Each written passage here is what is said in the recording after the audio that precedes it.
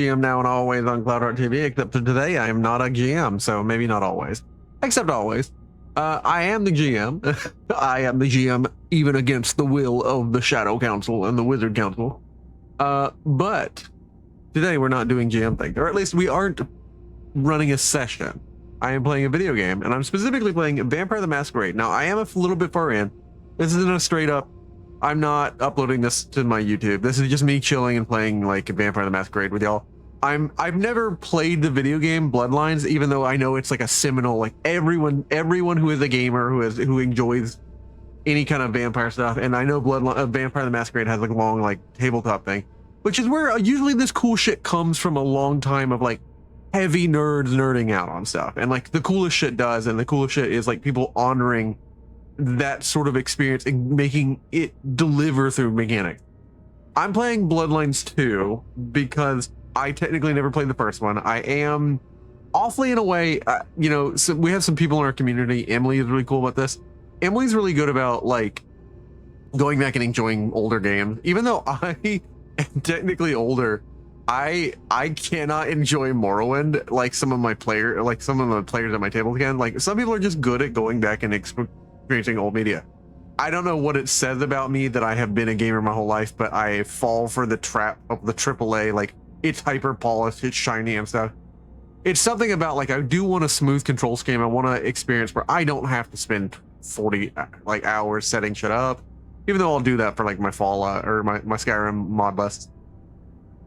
But like I think sometimes it's just it's the arcaneness of an old thing, and I do watch some YouTubers who will like show you old games, and I even like Kaza Could, but something about older games are difficult to get into me. So technically I should be the ideal audience for this, right? Like obviously I'm interested in the vampire stuff, but I'm kind of like a modern audience, and I've never played the old one, so I have nothing to compare it to, so I can't like dog on it for it. However, I played the intro tutorial for this, and I've been taking notes. And do you want to hear some of my notes?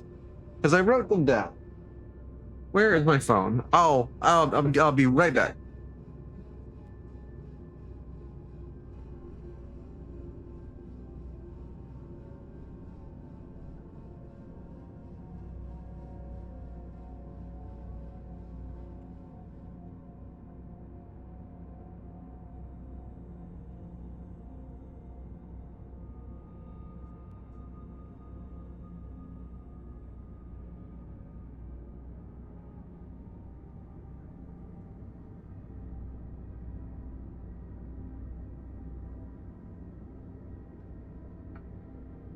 Phone.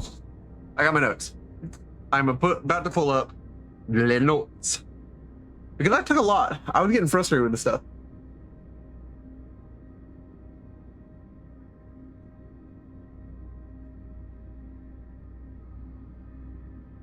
Okay, so a lot of notes. So this is mostly just notes on the tutorial. I haven't noticed anything that would like stand out since then, but immediately I could tell things that just seem to be like endemic, and I wanted to write a list of like stuff because I figured this would be like a good example by a good example by like demonstration of like the failures of modern AAA gaming, and like what is sort of like the joke that people talk about, like modern AAA like default modern AAA game memes, like of like, hey, you just woke up, there's always some fucker in your ear. For one thing, they give you a narrative for this game to always have some dude in your ear talking in a vampire game that's meant to be you moody, brooding, and alone. And it's because you, like, long story short, you diablerize, which is the idea of in Vampire the Masquerade. You completely consume the entirety of another vampire's like blood and their vitae, and like normally that doesn't cause someone to dwell in your brain, and they even lampshade it. And I'm like, oh, so not even in this setting, you had to come up with some contrived bullshit to have some dude in my ear talking to me because you figure I'm an idiot player who wouldn't be able to put two and two together. That's aggravating, contrite. I mean, you don't have a lot of creativity to find a different way to communicate to the player besides just having a dude's voice in my ear, which is stupid. Like, there's a UI for a reason. There's other things for a reason. Let me find things in notes. Like, heck, like it doesn't even need to be super verisimilitude. It doesn't even need to be like super like obvious. Just make me find a newspaper, but the newspaper happens to have game controls on it. It's not that complicated. I mean, every 2 minutes in the intro, I would hear another ding, and it was from my codec updating with like a back kick or like one more line of like what the kindred society is like. And I'm like, don't do that. Don't have it ding, because that causes me to pause and interrupt the flow of what's supposed to be a very immersing tutorial. Just have all of the shit around the lore backstory is that I am a vampire that is familiar and sort of famous in the Camarilla society. I'm called the Nomad. I know about vampires. Just put it all in my codex. Don't put it all at once. Don't fucking ding me every 2 minutes. Let's see here. What else did I have issues with? Because I had issues, and I have issues all the time, but that's unrelated. I am a man with issues. All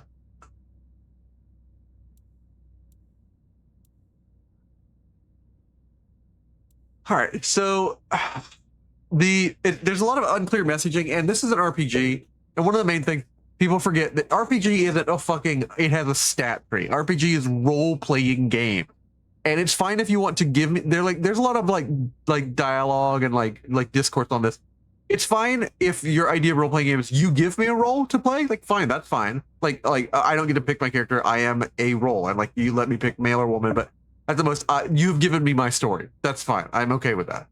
I like and prefer where it's open and it's like, I create my character and my backstory and everything completely, very Mass Effect style. But no, it's okay. There's dichotomy, and like people debate on what role playing in terms of like, is the role assigned or do you create your role and your backstory?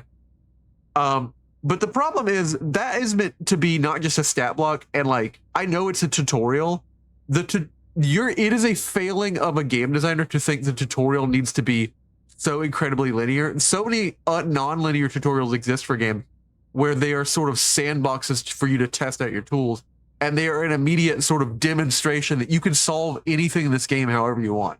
If the box art and the ad on Steam tells me you can solve this game however you want, I get in the tutorial and it's you got one specific solution you want for me to do, and I'm about to address that, why this came up, because this happened in the tutorial, then you're lying. Or you don't even really believe in your game to do that. Because if I can solve it however I want, let your tutorial be the proof of that.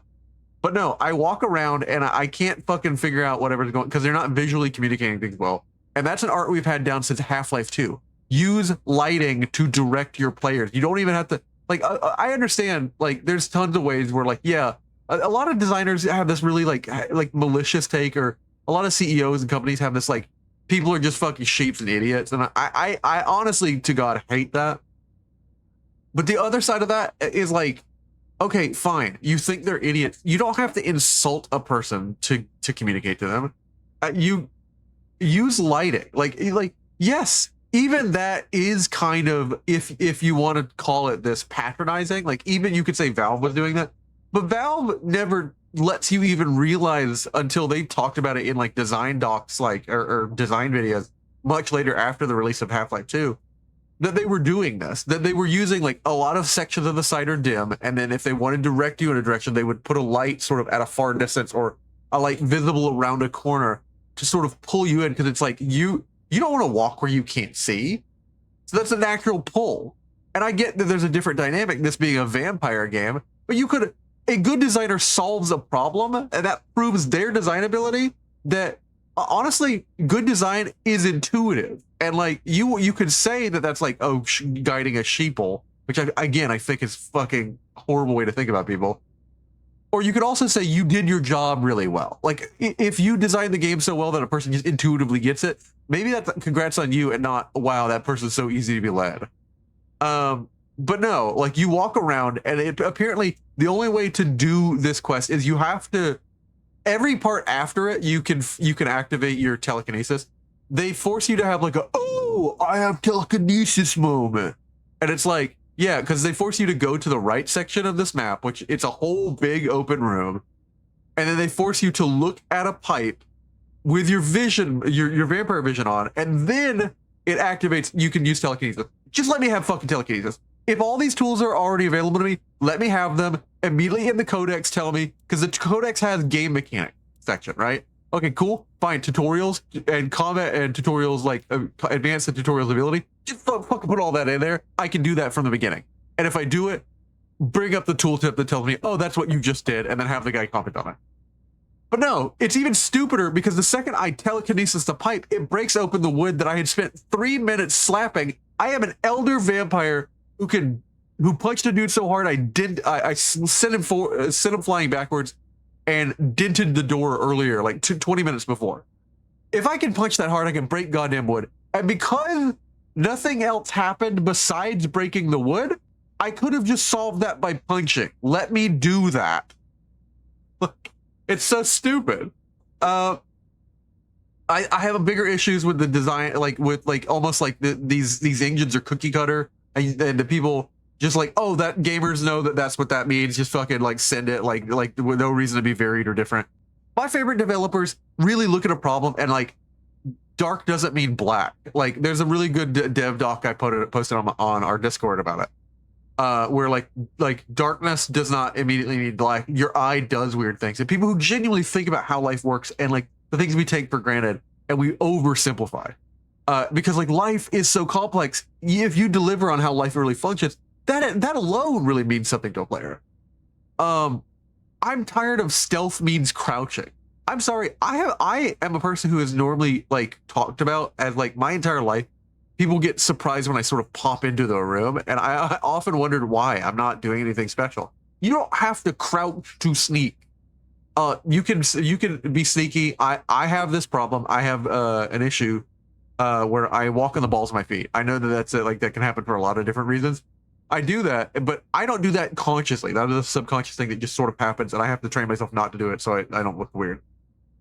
And I mostly have it under control, but like, there's a lot of other reasons. If you're a quiet person, if you avoid ever interacting with a door, if you like sort of slip in when someone holds the door open for you, or it's a slow closing door and you sort of slip in and never even hold it. Like you walk in and sort of zoom right behind them.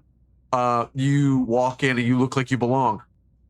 Let me enter a stealth mode where I don't have to fucking crouch. Like this is not even like a they did anything wrong. This is what every game does. Do stealth differently than other games. If I'm a spy, I don't need to be crouching and like let me walk around, but walk with purpose. Let me put on an outfit that makes it look like I belong there. Hell, half the time you don't even need to put on an outfit. Grab an object and walk like you belong there, and you suddenly do. Like that's actually how stealth actually works. This is also why people try to stealth like video games and people look at you like you're a fucking idiot, because that's not how it really works. That's not why sneaky people have always been sneaky. They just don't make themselves look weird in a place. They're in the tutorial. They're postered, plastered, fucking everywhere. There was like 70 of them with a band where it was spelled PHYRE, fire. So when our main character is asked by the stupid voice guy in the head what his name is, and he says fire, it's so fucking obvious that it was like they didn't want to allow us to miss it. And it's like, being a video game designer in an open world is being content with your player will not always notice. Like a vast majority of your players, 90% or 85%, won't notice a thing. And you have to come to terms with that and accept that only the most passionate players will go combing through your game with a fine-tooth comb. Don't feel like you have to force it down people's throats, because all that does is make the reveal actually shittier. Like, imagine a director, imagine the Shyamalan, who felt like he had to show the twist to you 2 minutes in and make it obvious. Like every 2 minutes in the beginning of the movie, you could tell that the guy was a ghost. How shitty would that movie have been? In the tutorial, I died, and you can't dog on me, whatever. I wanted to see if I could die, but like dying makes the brain guy Fabian mention a name. He mentions a name offhandedly in a voice line because it randomly throws out voice lines. He throws out a voice line that is an immediate spoiler and immediately tells you he knows more than he should. Why did they let that play in the tutorial? What are you doing? And then there's the whole like throw a bottle for a distraction mechanic in a vampire game, man. Like, We have vampire powers. Let me like schmooze him up and make him like, let me fucking Jedi mind control him. There's so many other things I can do than throw a bottle. We're literally copying mechanics because they've already been done and already be implemented. We can copy and paste them from like a library of game mechanics at this point. There's probably an Unreal Engine like just sell a game bottle throwing mechanic, and they just probably bought that for $5 and fucking called it a day. Other issues, it's a typical Unreal Engine game. I feel like it took 50 minutes to compile the shaders. What are we doing? There's no optimization. So many people are railing them over, racking people over the coals for that. I don't even need to add onto that list. I'm not going to beat a dead horse. And another mechanic, and this is the end of my list. It's a tutorial power where all the powers come to me. I have a lot of design issues for why they decided to need to make us a fucking hyper powerful character. I'm so goddamn sick of power fantasy characters, because the only reason people want power fantasies, do you know why people want power fantasies? And it's pathetic. It's actually, and people will click off of this video. You know why people want isekai power fantasies and everything? It's not good storytelling. It is people feel like they have they're shit unimportant people in their real life, and they want a power fantasy because they feel powerless IRL, because they probably are, and because they aren't doing anything about it, and they aren't trying to make motions in life, and because if you make motions, there's a risk to it. And people are desperate and they want a power fantasy because they want to feel strong where they feel pathetic and weak everywhere else in their life. And I'm sorry, I don't need the mass problems of psychology of like it happens a lot in Japanese media, it happens in our media. It's like, that's a mass expression of something really unhealthy. I don't need games to be sort of a salve to soothe like my fucking unhealthy psychology, because I go do shit that I feel like I need to do IRL to not feel like that. I don't need games to satisfy that feeling. I don't need to go to tabletop to be someone special, super snowflake important. That's stupid. Like, if you don't feel important in your life, go live your life and figure out why that is and try to take steps to fix that. So when you go to a game, you aren't fucking up the game for everyone else, being like narcissistically or like obsessively needing it to satisfy a need for you that's unhealthy. That's not what a game is for. A game is for people to play together, not to satisfy some psychological need that you aren't getting in a way. Like, I'm tired of games being about people's fucking power fantasies. I'm tired about games being about so many other things. But fine, it's a power fantasy. Let's go ahead and take it as what it is. Let's not complain about what we wish it was. It's a power fantasy. So if you give me all the powers off the rip, why do I need to wait until 9/10 of the way through the tutorial to finally be told of a power I already had? So that's my big spiel at the beginning of this video of all the issues I had with, like, immediately off the rip. I haven't noticed anything complain worthy.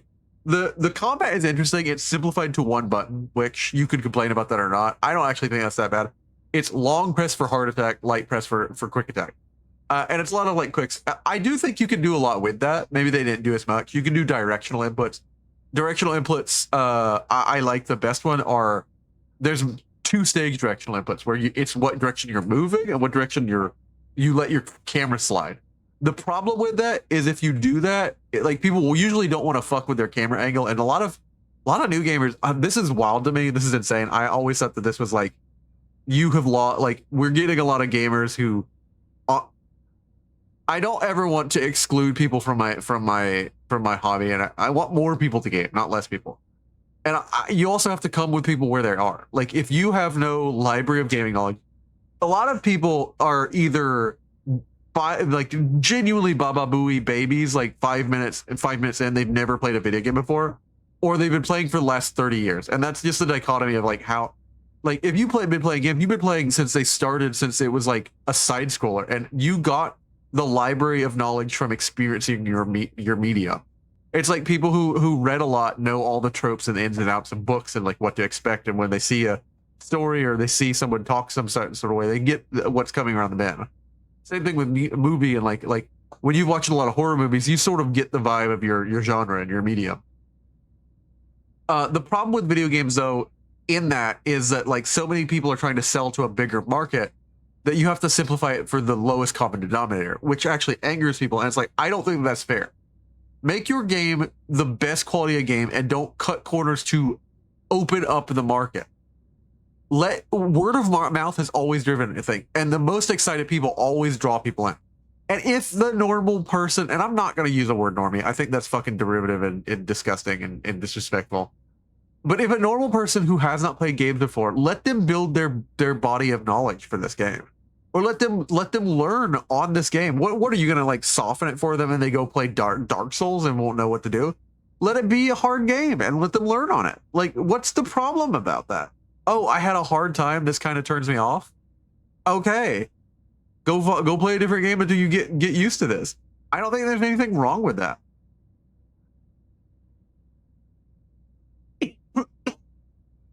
But like, I think a big thing for like good design is just let us like. So one of the things is like a lot of people, that whole spiel that I did for the last 2 minutes was a lot of people don't know how to, like, who are new gamers who have not been playing for the last 30 years, they've been playing for 5 minutes, don't know how to move around with one thumbstick and look around with a right thumbstick. It's like they can only do one or the other. I don't know why that is. I think that that's sort of, it's either a motion sickness thing. I don't blame people for that. Or just they do not have the, they don't have the vibe for it. It's genuinely, it's a game feel sort of like, when people say that like gamers do get like a, what has always been the meme of like, it's great hand-eye coordination. Genuinely, that is true. Like, gamers get the same sort of thing that a pilot or like a ship master gets for their control of their ship. They become, the controller becomes, and the character becomes an extension of themselves so much so that it's intuitive to move around. People who don't have that aren't used to moving the stick around, and so if you get a 2-stage combat where like the direction you look is good too. The other reason is even people who have experience moving around, I want to move around my camera and not get in a fight. You want eyes on the guy, so the easiest way to solve that is give us a lock-on mode and then let your right stick control certain extra stage, another layer of info on the normal light attack. You never need to give us any other button besides one button to attack, light and hard. Like a long press can be hard, but then that extra layer of like, I can mess around with my right stick lets me sort of like add flair to how I attack. And that adds a lot for game feel. That's all I'm going to say. We're going into the game now. I'm done ranting until I find something to rant about. Oh, man. People told me I need to start putting these thought pieces up more often. I might start doing that. I just don't want to be another white guy with a podcast.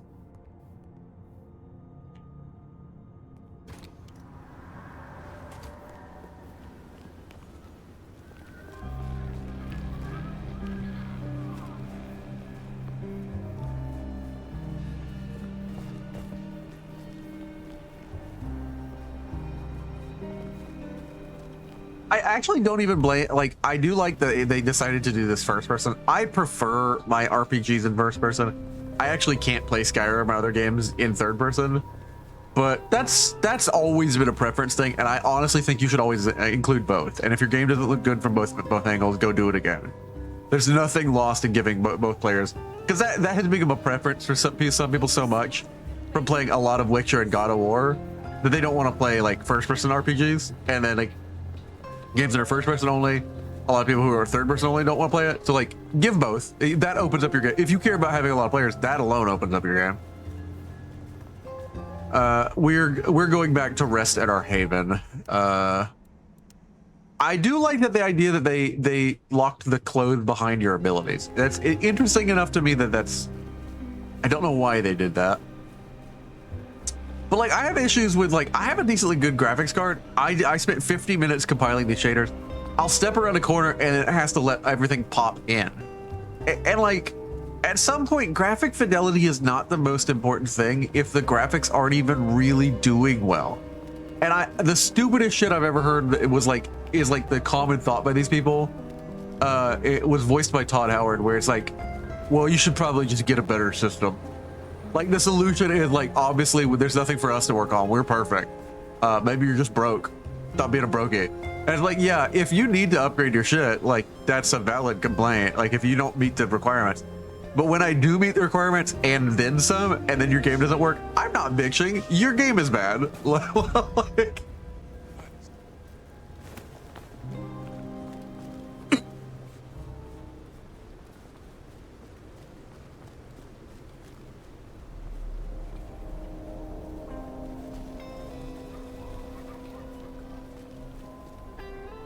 3204.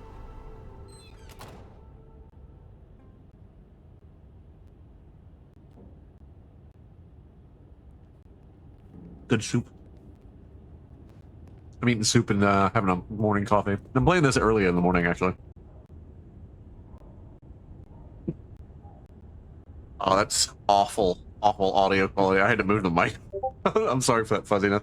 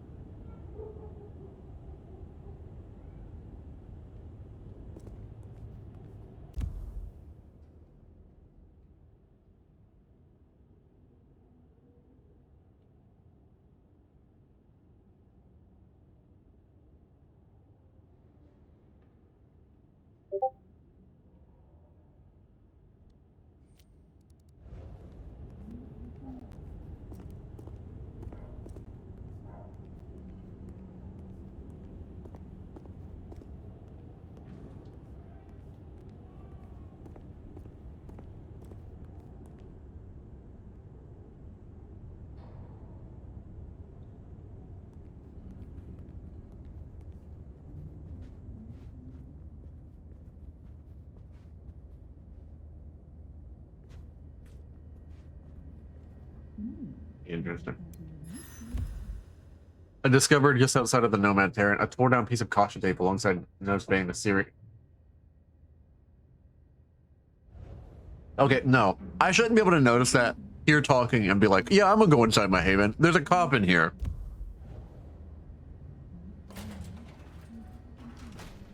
Time to hit the hay. Up tomorrow at the crack of dusk.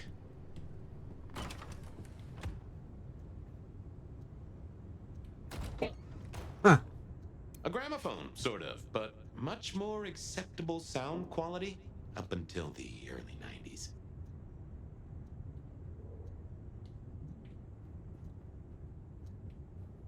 Computers. Mostly, they're like a very fast telegraph system staffed by idiots. My advice is to leave well alone. I actually hate that the vampires don't. This is a personal thing. Technology is the coolest shit we've ever developed, and honestly, they are right to fear us because in the modern day, the closer we get with technology, in this setting, we're fucking these vampires over. Especially because some of them are like, because it. I'll roll back. I like that the vampires don't like technology because it makes them like fucking hyper boomers, where they're like, "And it's nothing to learn there. It's ancient and evil." And it's like it's a wretched technology by neophyte humans, and it's like, dude, this is our greatest strength and we'll kill you with it.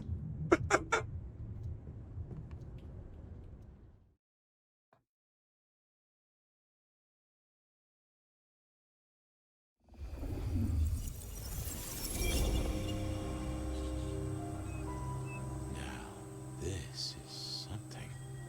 Fire, can you... Oh, guess I found my body. Or did I? So weary is the wanderer. The treads on the fertile soil. The ichor of the hecatomb awakens blooms incarnadine. Is the wanderer not thirsty? Will they sup? Hey there, fella. Are you talking to me? Ah, it is the truth seeker. Will you not wake? Am I asleep? Wake up, detective.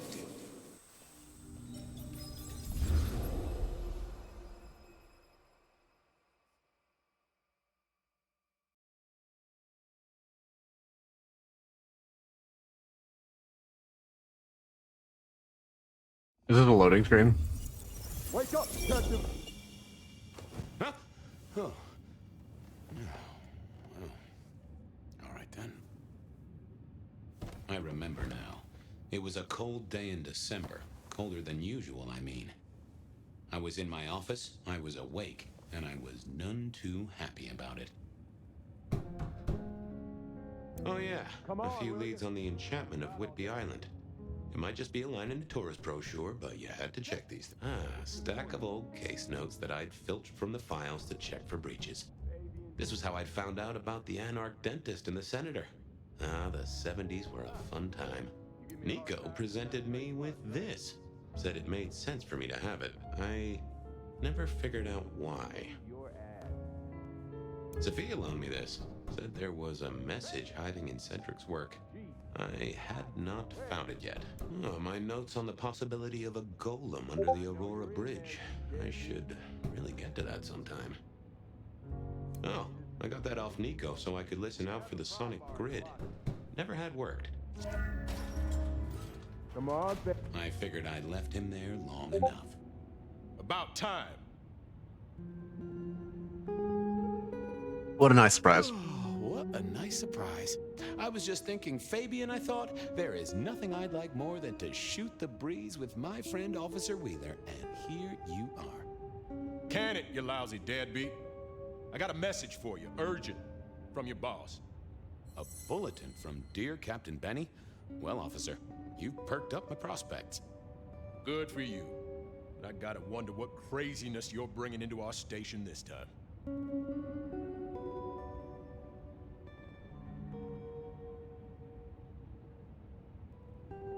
I'm typing something, guys. I'm getting a text.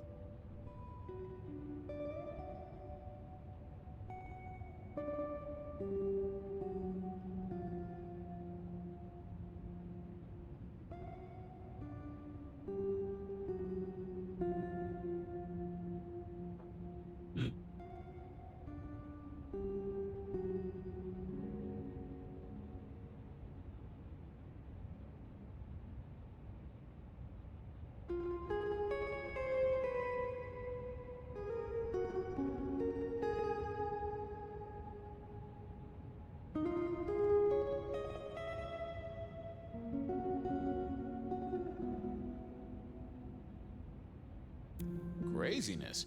Now that's a derogatory term right there, George. As well you know. Seattle by night is like any other big city. Stuffed full of drunks, dramas, and dreams. Someone's gotta sweep them up. Yeah, whatever. Here. I gotta get to the desk. Just do whatever you do, and I better not hear any...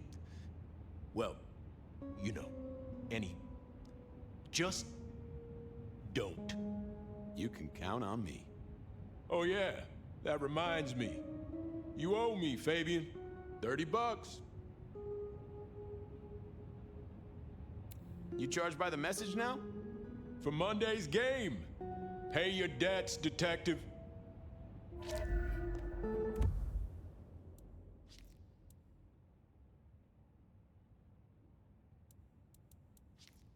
Oh, I like that it changes the shit. It changes shit when I'm in here.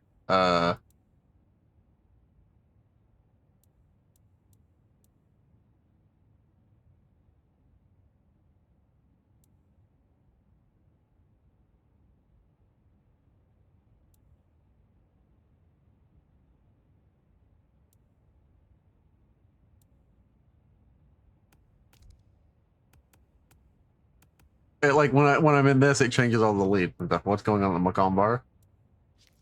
Trouble at Macomb Bar?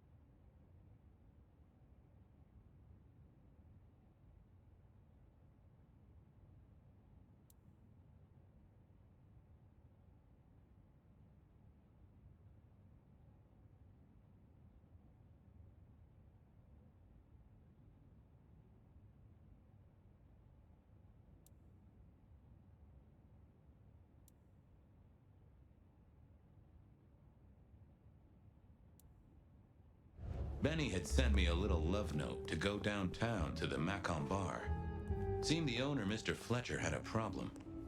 And with Fletcher, it was always better to deal with the problem before he skinned it alive. But I'd woken up hungry. I needed a bite to eat before heading out. Feed on a human with phlegmatic blood? What does the phlegmatic mean? I think phlegmatic is melancholic is when a person's like sad. Phlegmatic is when a person's lazy, I think.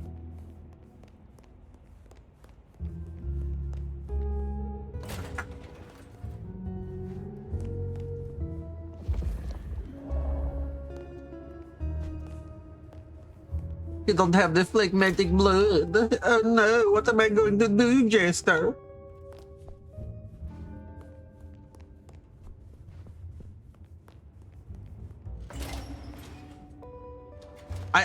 So I'm planning on a game, and ironically, I did not ordain this. I had not known. I had basically 4 weeks ago, I was already planning on doing sort of like a Vampire the Masquerade during like the height of the Twilight craze, near where the books take place, which is Seattle. And then I played this game, and I'm like, oh, for fuck's sake.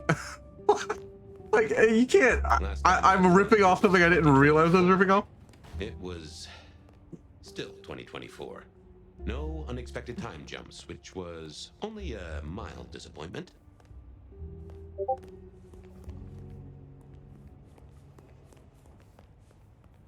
All right.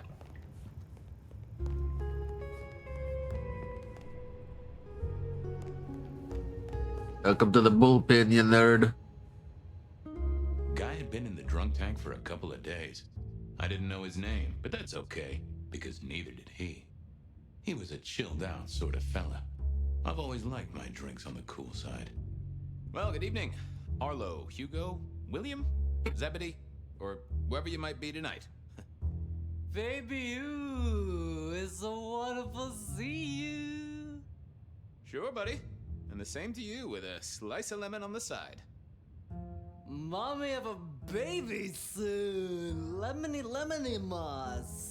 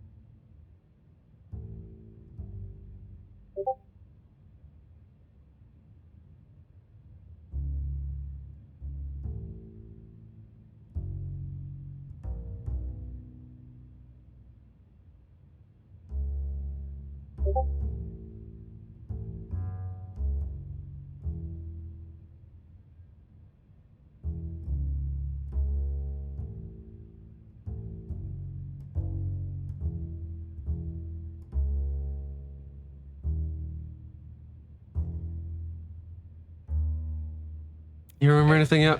Orville? Orson? Oliver Cromwell? You remember anything yet? Out for walking. Little mother snug and hug a bug in a rug.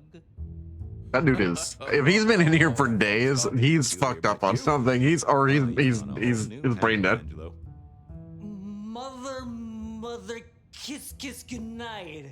Just full of belly. No alcohol does this to you for 3 days. And a great big lemony moss to you, fella. You've been here, what, 3 days? That must have been one hell of a bender, fella. That or someone slipped you a Mickey. So personal fun, babe. You drunk, nice and warm, takes cares. Oh, eat 'em up. Oh, I hear you. Always good to find a nice, relaxing beverage. How's life through a bottle? How is life through a bottle?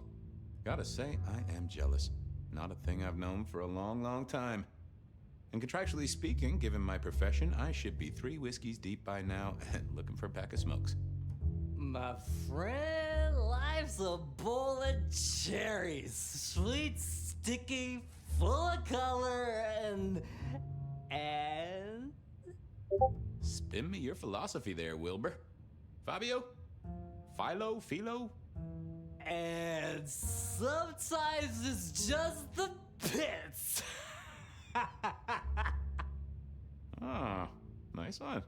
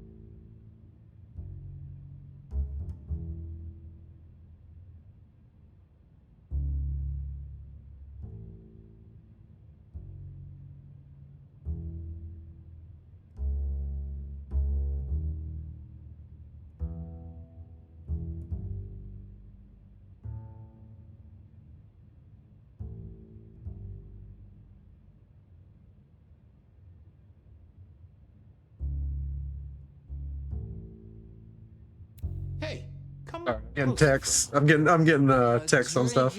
Drink another drop. It's all good, Fabian. It's all good, baby. There's no way. There's no way.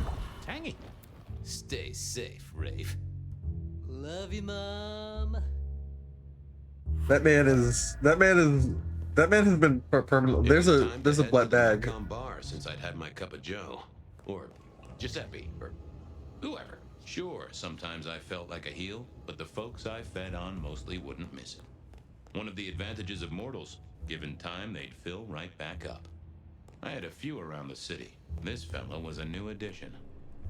That is a blood. There's a drug bag inside that man that's burst or something. I don't know what the fuck is going on with him, but no normal people don't like. Ooh, whatever. Shit. I keep fucking up and like going in the wrong direction. I don't know what I'm doing. All right, there's the cells. I'm trying to leave the bullpen. Did I just walk in a loop? I walked in a loop. Okay, cool.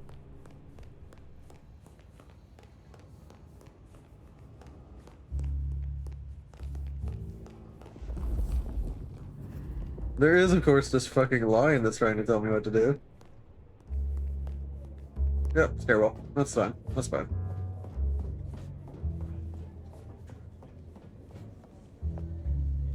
Seattle police. I don't actually blame anyone for getting lost in a 3D space. You have to learn it. Like, people act like you should immediately know everything, but it's like most of the game maps. Like, I know every map for Halo with like the back of my hand because that's why I've played them like 1,000 times. Hey, go to the bullpen. I'm just here to do some shit. I'm a detective. It's hard on the force, right? Old people getting their statements, testimonies, whatever. Fucking over minorities. I hate myself and my wife as a cop. I don't believe every cop is a piece of shit. I see tons of. I actually think that is dangerous rhetoric too. Every cop is not a piece of shit. Systemically, they're motivated by negativity. Like, there's so many systems that are set up, and it's not even a system. Like, I generally believe, like, spiritually, that like every system breaks because we are collectively, all our awfulness like bloops up and motivates people to do some Wheeler dumb was a shit. nice guy. Really. Just Democracy still and a little communism fail. Single-minded. You got that money, Fabian? We settle over cards. Always admired your persistence, George. A great asset to an officer. Tell you what, let's sit down, play a few hands, work it out. Not good enough, bud. You gotta settle what you owe. Sure, sure. Wouldn't want this hanging between us. Place like this, a man should set a good example. Wheeler was a good cop, but the reason he got desk duty, a memory like Swiss cheese. Partly my fault. Some things are better forgotten. Heartbreak, trauma, inconvenient gambling debts. I was going to have to deal with it the old-fashioned way and wipe his mind. You're Root mad. around, George. I'll come up with something. Just pay him $30. How broke are you, fucker? You let me out, I'll go pick up my wallet. You telling me you own a wallet? It was no good. I'd have to scramble his gray matter. He wouldn't miss it. How's the wife, the kid? Little Johnny must be in long pants by now. John moved to Chicago 3 years ago. We talked about it. I showed you a photo of his place. Oh, sure. And, Doris? Denise, still on her spiritual awareness kick and still living with her yoga instructor, far as I know. I don't think he's the only one with holes in his memory, Fabian. Come on. What's with the guy in the What's drunk with tank? the guy in the drunk tank. Mr. Lemon, usual story, fried his noodles, snorting his inheritance or something. Keep hoping someone will pick him up, but reckon the paperwork's been eaten by the chief's dog. Mr. Lemon? That's his name? No, we never got a name for him. We already have a stack of John Doe's. He likes citrus fruit. Go figure.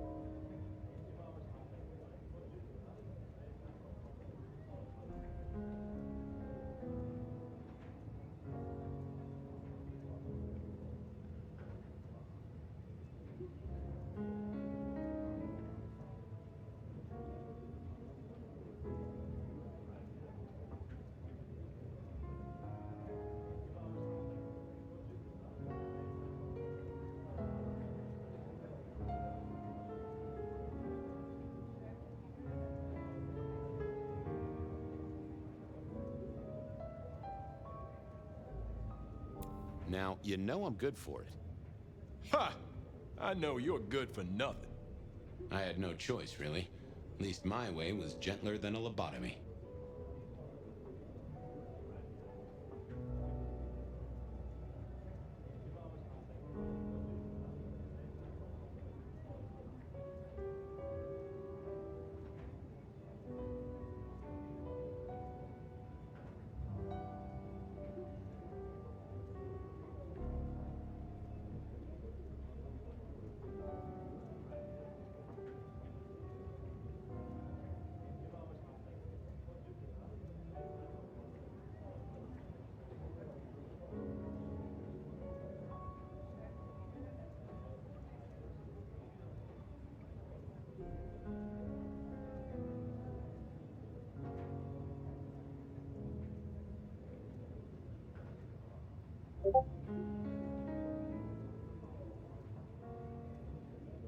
How about that forecast, huh?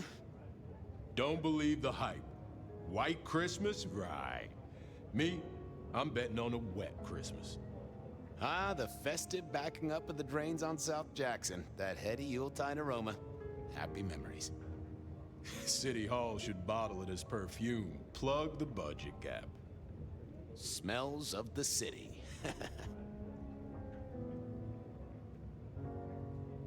You're not gonna let up, are you? Nope. Better get to it then. Only one way to deal with this. I got one. Go to it. Forget. Hey, Wheeler, you, have a problem with me leaving? I owe you or something? Huh? What? Oh, no. No, buddy, sorry. God, I must have nodded off. No, everything's good. I'll just unlock the door for you. Enjoy your night, George. Was there an option for me not to do that? Because I often will get mad at a game's design system, but like I'm very much, I play a way that a game design, I think it's from one designer for another. Like I am so used to like, I'm definitely not the guy who's like the ideal sort of like, oh, he broke out of the intended loop. Like I don't do goofy shit, and I don't particularly enjoy like the like, oh, let's fucking randomly murder people like that. I think I like games that have all the options. I'm not usually doing them. I do usually take the bait of whatever the signals are trying to lead me to do. So if there was an option not to do that and just walk out of the door, I wouldn't know it, and I'd be accusing the game of like being bad. I don't want to do that. I don't want to be unfairly critical of a game. I think so many critics are like always fucking harshing it, and it's because they didn't even actually realize where they could be wrong, which a lot more critics need to realize that there's something's wrong, or that it's a preference thing. That there's nothing, it's not an issue of like, it's just factably bad. Like, I know so many people will be like, oh, Morrowind sucks now. And it's like, it's a preference thing. People still play it.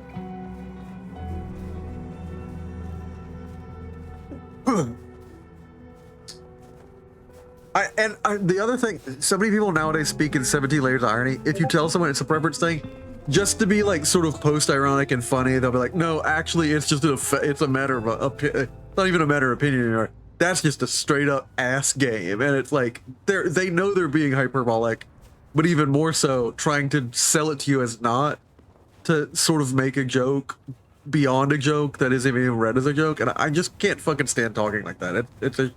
We need to get over this.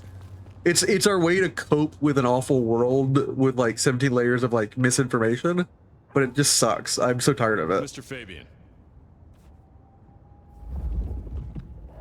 He has a heartbeat. Evening, Patrick. I hear you've got trouble. Yeah, same old, same old. You better go and talk to Mr. Fletcher. All right, let's talk to Mr. Fletcher.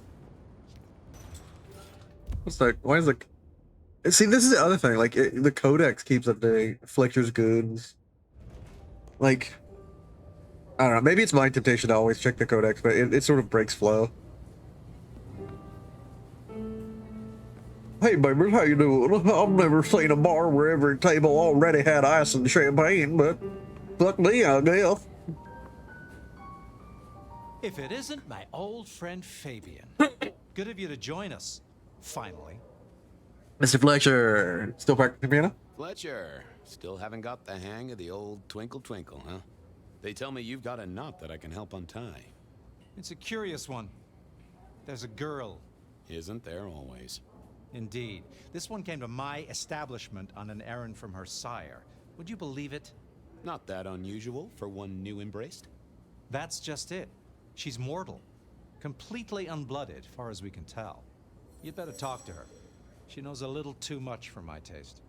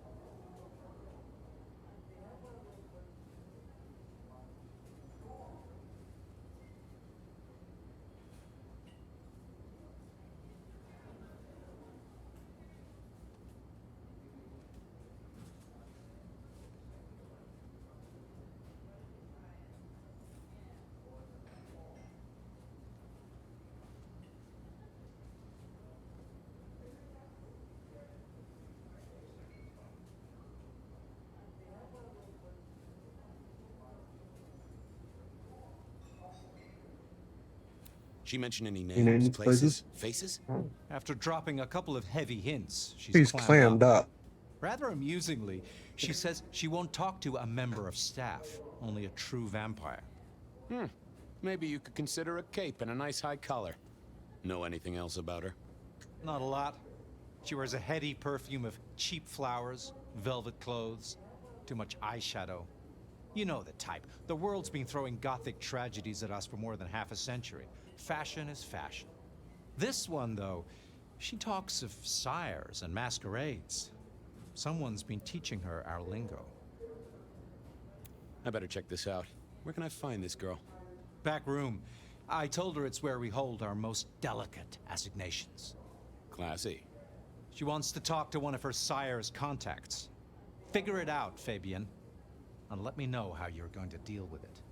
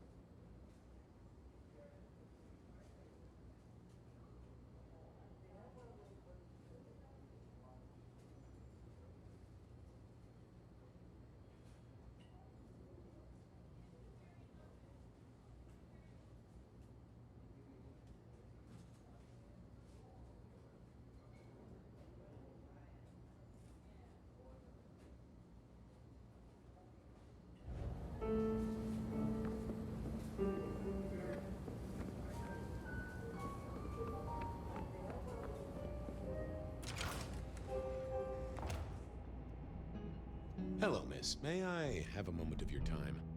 I'm sorry, I'm waiting for someone. Someone important. I don't want to talk to anyone, especially a cop. So talk to me about vampires, throat sucking, all that sort of thing. Am I breaking a law or something, detective? Because if not, you'd better leave. What makes you think I'm a cop? Please, have you seen what you're wearing? You're not exactly plain clothes. Waiting for your sire, right? What? I don't know what you mean, detective. I realized this wasn't going to work. Never mind, miss. Oh, I don't. She might not talk to a cop, but she seemed a little force of will. And she'd talk to who she thought I was. I'd picked up a trick or two in my time.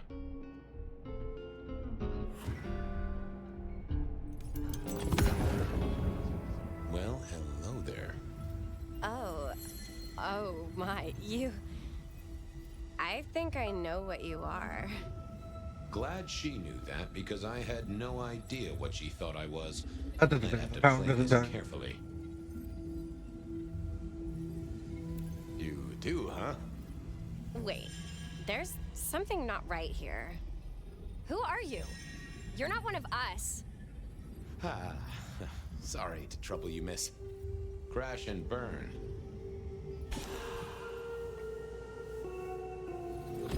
Oh, I can do it multiple times. That's stupid. All right, let me fail. Let me fail. That's an okay thing. Oh, Set up my, failure points. I think I know what you are. Glad she knew that, because I had no idea what she thought I was. I'd have to play this carefully.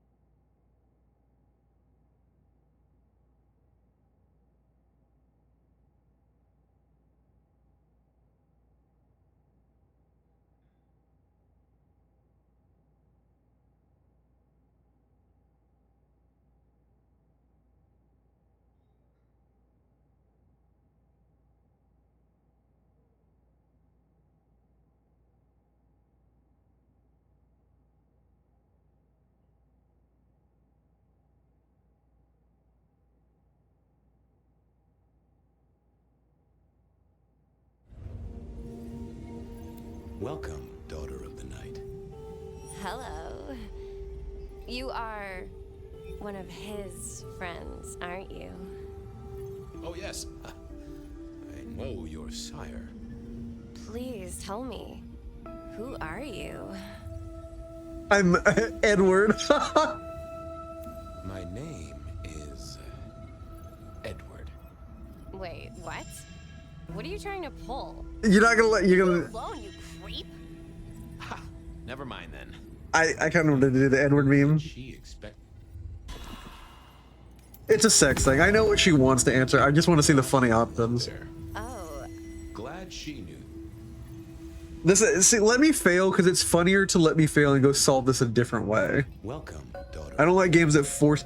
It's gonna give me an infinite number, even though this is supposed to be limited by my blood. Oh, yes. please. I. Oh, I am Pandora. I am so pleased to meet you, Lord Favor. The staff tell me you bring word from your sire. I do, yes. He said, beware the sword of the cross. He did. It meant nothing to me, but I'd neglected my Bible studies. Tell me, how did your sire come to embrace you? Oh, how weird.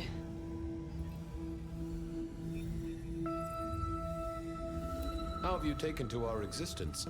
I suppose I must have I've dreamed about it, but I must have. In the embrace. Mustn't I? Of course. I know your sire well, but what have you learned of? Oh, he's... I mean, taste in clothes, model of... I'm sorry, What do you... Oh, that you are dangerous. That you conceal a well of such pain deep Yeah, see, it's a sex thing. inside. It's what women. It's what this share woman that wants to pain, believe too. about us. I am Wait, so I almost glad said to be women your as if like presence. women. Fucking theme weight of speech. What? Oh, I know. You are... that you lost your closest friend. But perhaps... It's not you seem to have one. Oh, do I? I know, some things take time. But honestly, I could kill for a cigarette. Well, Pandora, it's... We're not a vampire. Sorry to tell... Of course I am. Just, Or possibly cookies. Only time will tell. Don't go any... of course not. Someone had tied her noodle in a real knot. I needed to talk to Fletcher. Someone had tied her noodle in a real knot. I gotta talk to Fletcher. I fucking hate I do like Nora speak, and then sometimes it's just like it's actually gotten to this period in time in history. Everyone memes on a Nora, so much so I don't think anyone's ever actually watched a Nora. It's like I walked in and there was a dame. She was all legs, all the way up, 12 feet of legs, and it's like yeah, we all see that joke. It's like, have you seen a Noir movie? They're really good, and Noir is actually the source for cyberpunk. Noir is the narrative like beginning for where that sort of evolution of writing goes to. You talked to our gothic delight? And noir doesn't have to be about detectives too. It's a genre about a thing. It's a genre with a purpose of what it explores. Like sci-fi explores humanity, cyberpunk explores do I even have a self? Noir explores what do we know, and like more things than that. Like not just like a detective novel, but like how do we know a thing? She's a few nuts short of a nut bar. We have a problem. We got a problem. This is deliberate. She's been pushed here by someone. A few facts sketched in, but the rest blanked out. Someone's emptied Miss Pandora's mind. All she knows, find her sire's friend and give him a message. And what was the message? Beware the sword of the cross. Beware the sword of the cross, she said. Mean anything to you? Not a thing. We should figure out who sent her here. Well, that's what you're here for, isn't it? To How can I sniff it out. lie in a memory? That doesn't make any sense. This is a memory. This has already happened. Door might know. Investigate the masquerade breach at the Macomb bar. Oh my gosh. Case notes. What am I supposed to be doing right now? Secondary map marker. Ooh, set waypoint. Let me zoom. Give me a local map. Zoom.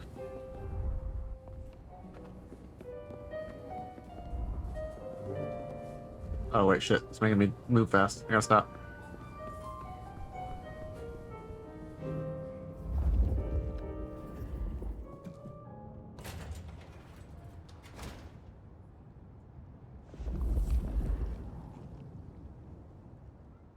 Hey there. Been chewing it. Sure. You seen this girl Have you before? seen the girl before? She'd be easy to remember, right? Not really. You'd be surprised how many of her type drift towards the Macom. Most don't get in, but the way she was talking, I knew this was something the boss needed to hear. I think she's a new face. You got that right.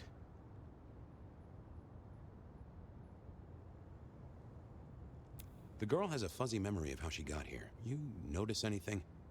Did someone drop her off? Lend me your eagle eyes, Patrick. Nah, just walked in off the street. Walked? Wearing those clothes? In this weather? I didn't see any car. I smelled a rat here. Either Patrick's shirt was itchy, or he was covering something up. How did she get here, Didn't really? just walk in. Who were you covering for? She walked in. That's just what happened, all right? Something was on Patrick's mind, and I needed to take a peek at it. I should get on. Thanks for helping out.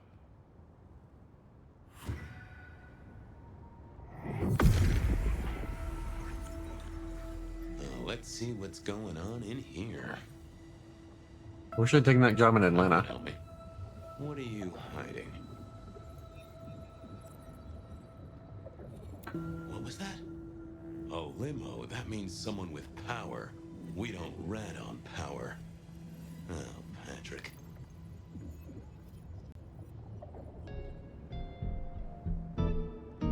Just wanted to ask some. No problem. Ha! Gotcha. I know it was a limo, Patrick. Why were you covering it up? Okay. Yeah, it was a limo. Pulled up a block away, she got out the back, said thanks. That was it. Didn't get a plate or look at the driver? Nah, sorry. Business black, privacy glass, you know the drill. And you know we don't keep cameras here. Mr. Fletcher won't have them. But you get what it means.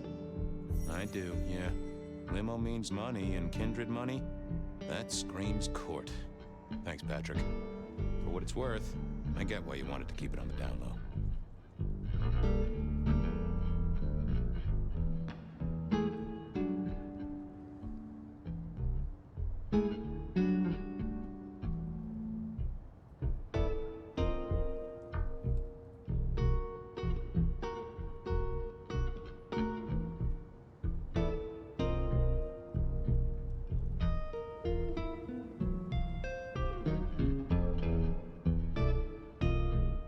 Catch you later, Patrick.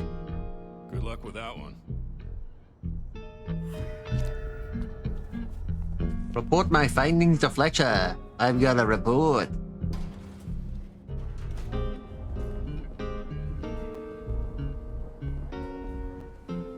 Patrick saw a limo. Says Pandora was dropped off by one. That speaks of money. And money speaks of court. Interesting. Yeah, I do not like the implications. Not one bit. Not one So bit. what now?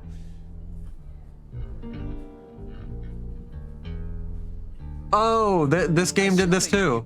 Yeah, it occasionally will just fucking like cut out the dialogue, and when it does that, because I guess the fucking subtitles are attached to the dialogue's audio file, which is stupid, it cuts out the subtitle, so I have no idea what he just said. And I'm like, I don't fucking know. And it was a hilarious moment when it happened in the early playthrough. I didn't record it. But the guy, when we first meet Biddy Muldoon, the line just before Fabian says, he's got such a way with words. He just starts opening his mouth and like a Chinese movie, and then no subtitles. And then Fabian cuts in, he's got such a way with words. And I'm like, yeah, you're right, man, because I have no idea what the words were. I need to talk to her again. I want to talk to her again. Reckon she must know more. It's your area of expertise. I won't trespass. Let me know when you want her pushed out, or disposed of, or whatever. Very well then. Do what you need to, but once you're done, give me the nod. We do allow a little leeway in my establishments, but I don't need a masquerade breach at my front door. Understood. He was right. I needed to deal with Miss Pandora, and quickly.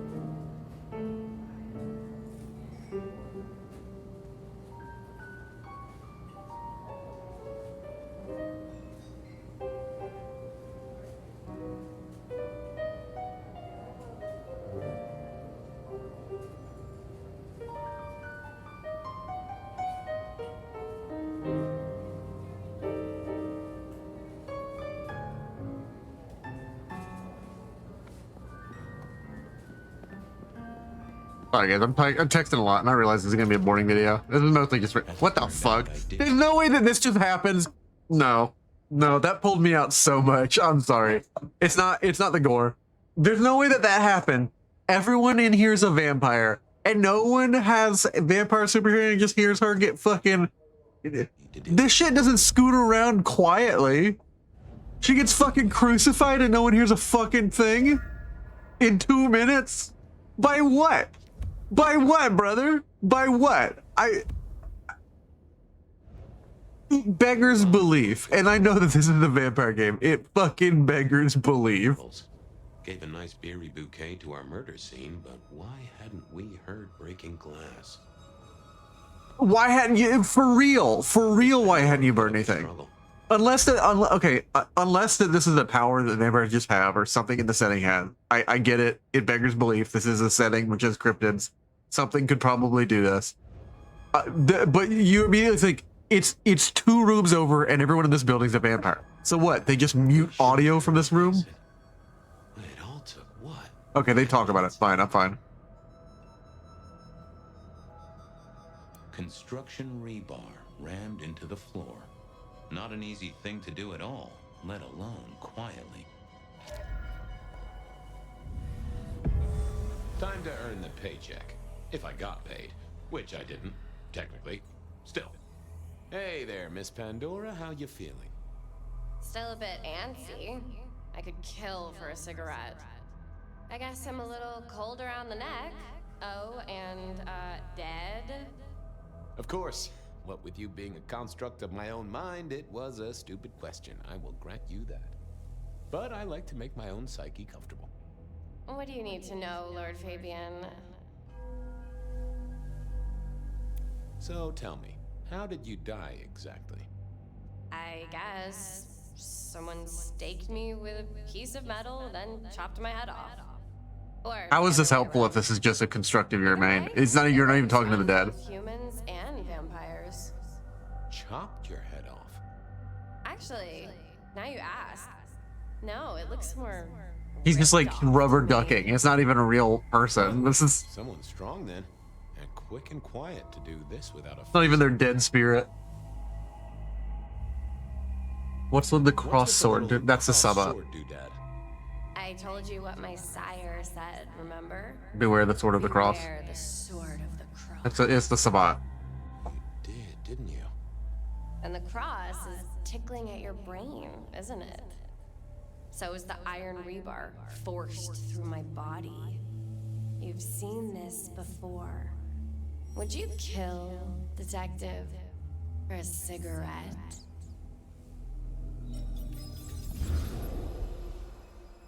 I guess that's useful as a vampire power, not the most useful one. I mean, you're a detective. Just puzzle it out. Like, you can imagine asking her questions. No, Marla. I wouldn't kill you for a cigarette. But someone did, right? What are we doing here? That was my job here at the Macom, after all. Hanging around the bar, my tray in front of me, offering the patrons their pick of tobacco. That's where you've seen me. Maybe 50 times before. Okay, this is cool. This is a cool part of the only bar. place you've seen me. But you never did notice me, did you? Oh, you're pro. I see a piece of jewelry there. That yours? The sharpened metal cross? You've never seen me with it before. I know you didn't pay me much attention, but you'd have spotted that. It's hardly subtle. Especially for a vampire. Oh, I'm sorry, I'm Marla. sorry, Marla. You didn't deserve this. Didn't I? You don't really know me at all, do you, detective? I could be a torturer, a mobster, a serial killer. Maybe. Or maybe just wrong place, wrong time. This looks a little more specific than that. More targeted.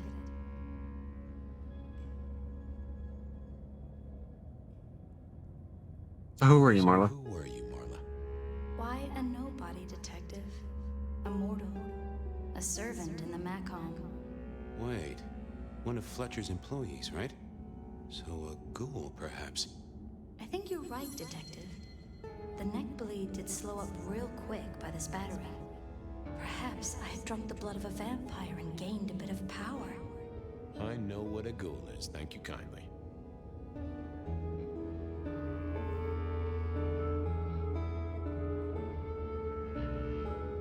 So how did you die, Marla?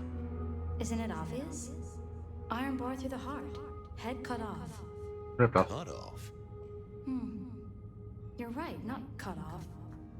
The wound, it feels more ragged, more torn. Ripped off, I'd say, by someone strong. Killed by twisted iron and sheer strength. Good enough for either a vampire or a mortal. But she was mortal, and a ghoul to boot. She belonged to someone. I needed to check that out. Well, she was dead. The missing head gave it away. Grab dark. Fine array of vintages. Entirely illegal. No problem for the rich or the criminal, of course. The hammer wasn't covered in blood, which was a shame. Otherwise, it would have been a classic clue. Construction rebar rammed into the floor. That took time and strength. Had our killer needed rope to get Marla up onto the rebar? Seemed unlikely. Why does this room look like this? The slab of muscle in his suit was Lou's security ghoul. What was his name? Carstairs Cantaloupe. Good to see you, Mr. Castaway. Campbell. That was it! I knew it. Is there something you need? Any idea what happened here? Someone disliked a cigarette girl so much that he pinned her up on iron railings and took her head off. You'd make a great beat cop, you know that? Why are you here? Mistress Graham was concerned. Violence in Elysium is not to be tolerated. Does that mean you're not allowed to hit someone if they get out of line? No.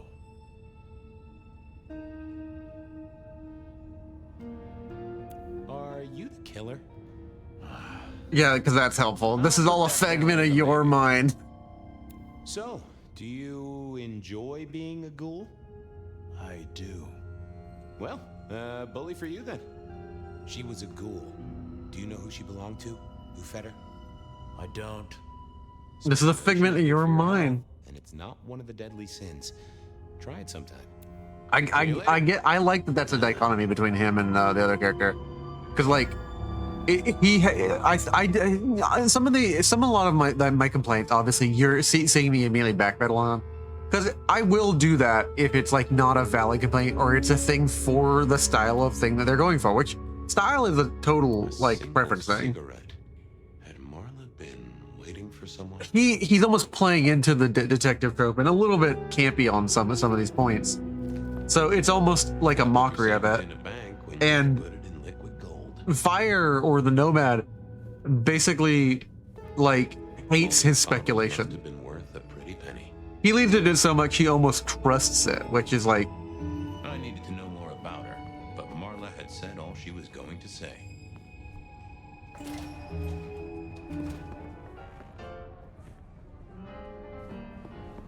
Over here, my boy. My sire Gideon and the sheriff Hector, they'd asked me to make some chit-chat with the corpse. Fabian, my boy. What do you make of her? Well, she is definitely dead. That's the best you can do? Sorry, boss. Head torn off rather than chopped. Iron rebar through the heart. Torn off. Interesting. Anything else? There's an artifact. A metal thing, sort of a cross, but with a pointed end. Sharpened cross and a severed head. Remind you of anything, Hector? I think she was a Marla ghoul. worked here in the Macomb. I think she was a ghoul.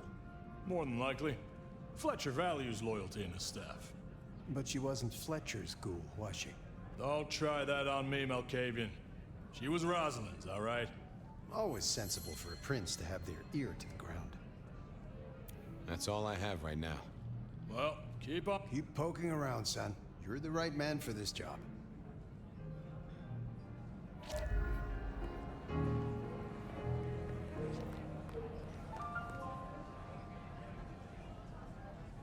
Your first time at the Macomb, and it's a doozy. What do you make of our little tableau out back? Who found the body? Who found her? As it happens, I did. First thing I saw. I'm reasonably sure that if you murdered someone with inventive props and scenery, you'd be only too happy to tell me. Right on the button. When was it? When was the... First thing when I came in, about a half hour after sunset. Uh-huh. The killer couldn't have done this at night. They must be mortal. Bingo, dear boy. I wondered if you'd spot that. A mortal taking out a... Where were you when she... Deep in a dreamless sleep, I'd imagine. What can you tell me about Marla? The girl did have employment here. And before you ask, I don't know why a tray around your neck would get said. She didn't strike me as clever or deep. She was Rosalind's ghoul. She... Oh, she worked for one of the princes. Yes, that sounds like a reason. Nice place? I'm flattered it meets the I'm sure we'll have the pleasure of seeing you here often, given your new... And get your Boston. I'll see you. Enjoy your night. I do like that this is how they're displaying the Malkavian like fucking cuckoo-ness. That like he's jumping between so much illusory worlds in his own fucking brain that he's never reading a situation 100% properly right.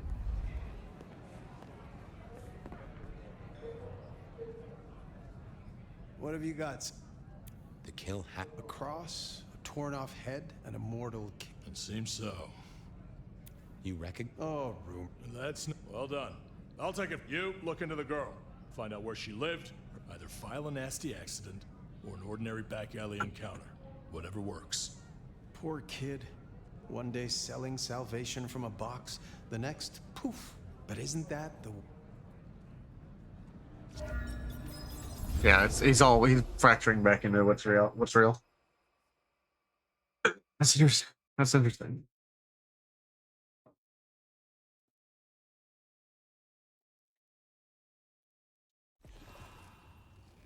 Achievos. I unlocked an Achievo. Achievement. Walk the streets of Seattle in Fabian's shoes. What was that? Oh, you saw it too, huh? Well, look, I'm sorry to disturb your sleep. I guess it was a dream? But, no, those were memories. I mean, things that I'd forgotten or maybe misunderstood at the time. Something must have dislodged them. Gideon, my sire, and Hector, my old boss. Both are long gone. We have a place to be. To meet the prince. That's right. The Macombar. The place we just dreamed, actually. Maybe that's why it was on my mind. Ah, we should get to the prince.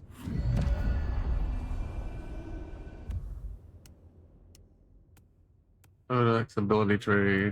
I want to unlock another ability. Apparent Cauldron of Blood. I can get the Mage, Magister, Warlock, the Trickster, card. I want to unlock my last, like in the Banu Hakim list, and then I'll move on to the next outfits.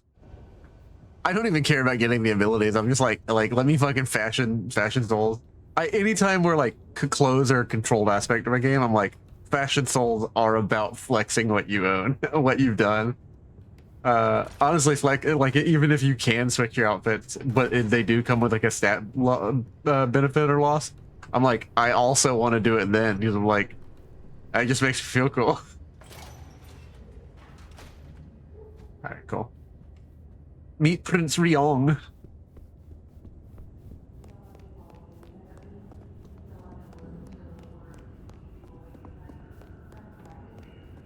Boop boop beep boop. What sort of vampire am I? I'm the cool one, baby. Let me play a game of the Thin Blood, actually. That's the I vibe with a Thin Blood, like fucking Duskborn, Twilight, I Walk in the Day, Blade shit. I know that's like people that I know a lot, probably a lot of older Strange voice. Entirely alien, yet I do know it, I think. You heard it. I did. It is not one of your memories? No. Folks in my bloodline are prone to dreams and nightmares, but that was like a vision. I know a lot of older players are like probably hesitant for like people who want to play Thin Blood, because like part of playing the Vampire the Masquerade is a setting, like especially playing the Vampire, not the Hunter one, and not even playing Anarch, is one of those settings where everyone needs to be on board with playing a villain. And I know a lot of role players who there are role players who put so much of themselves, and this is like the split from different eras of play.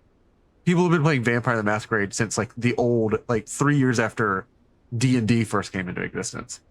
And it's like, can you play a character without having to live that character, or getting hyper attached to that character, or like basically seeing yourself to that character? And I think a lot of people do that nowadays. It's kind of attached to like the unhealthy, like you're miserable in your own life kind of thing, and so you need a power fantasy. It's like you literally dream of being this person, and it's like, I don't actually always think that that's healthy, and you can get more cool experiences. And I don't even want to insult somebody for that. We need escapism, especially in lives. I'm not going to tell someone that they have to fix their shit, because a lot of people are. I don't ever think you're powerless. I think that's a this is a philosophy thing. I'm going to take a 2-minute tangent. A lot of times people say that they're powerless. It's not that they're powerless. It's that the options that are available to you, you don't even want to consider them to you, because that you have reasons to shut them off. People can make great statements in the world. Sometimes the only way available to you is a statement that requires loss of your life, to go to jail or something like that, or something. But you could make a powerful statement in the world, but you have precluded that because those options are not acceptable to you. But don't act like they're not available to you, because that precludes your mind from seeing them. Now, yes, it's radical and extreme to take those options, but those options are available to you. And when you start seeing that, you start seeing options that, okay, maybe I don't want to inconvenience myself, I want to keep my life.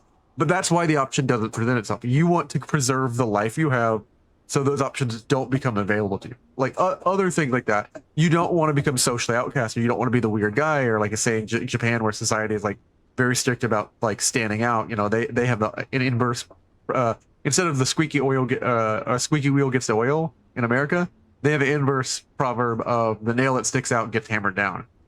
They like, you don't want to make yourself noticeable in their culture. And so like, yeah, like you wouldn't ever consider committing social suicide.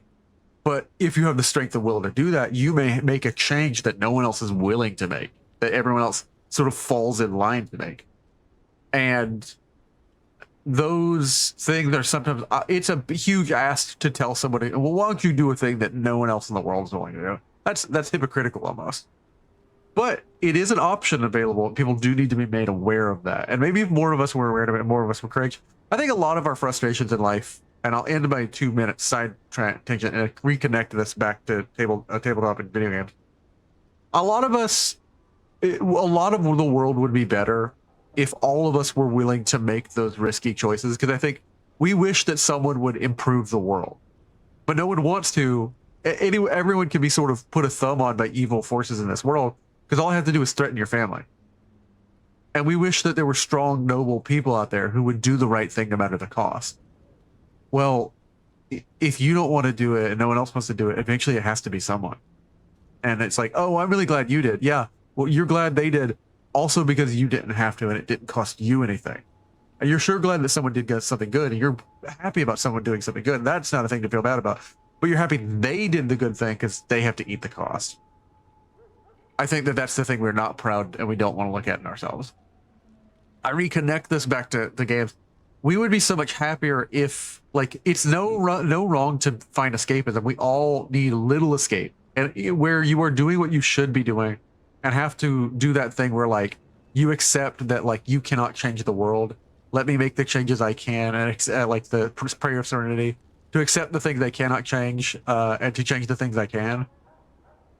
When you do change the things you can, then, like, life gets difficult, man. Like, this is why people smoke. Like, this is why the people who shouldn't smoke the most smoke, like nurses and doctors, because they got a lot of expectations on them. And so, yeah, an escapism is fine. And then once you've, like, healthily engaged with and grappled with your sort of locus of control and, like, the limits of what you can affect as boldly as you can, then you can play a character, and that character doesn't need to say anything or express any of their they don't need to, like, be your sort of, like, expression of power in a world where you feel powerless, because you've tried and challenged your reigns.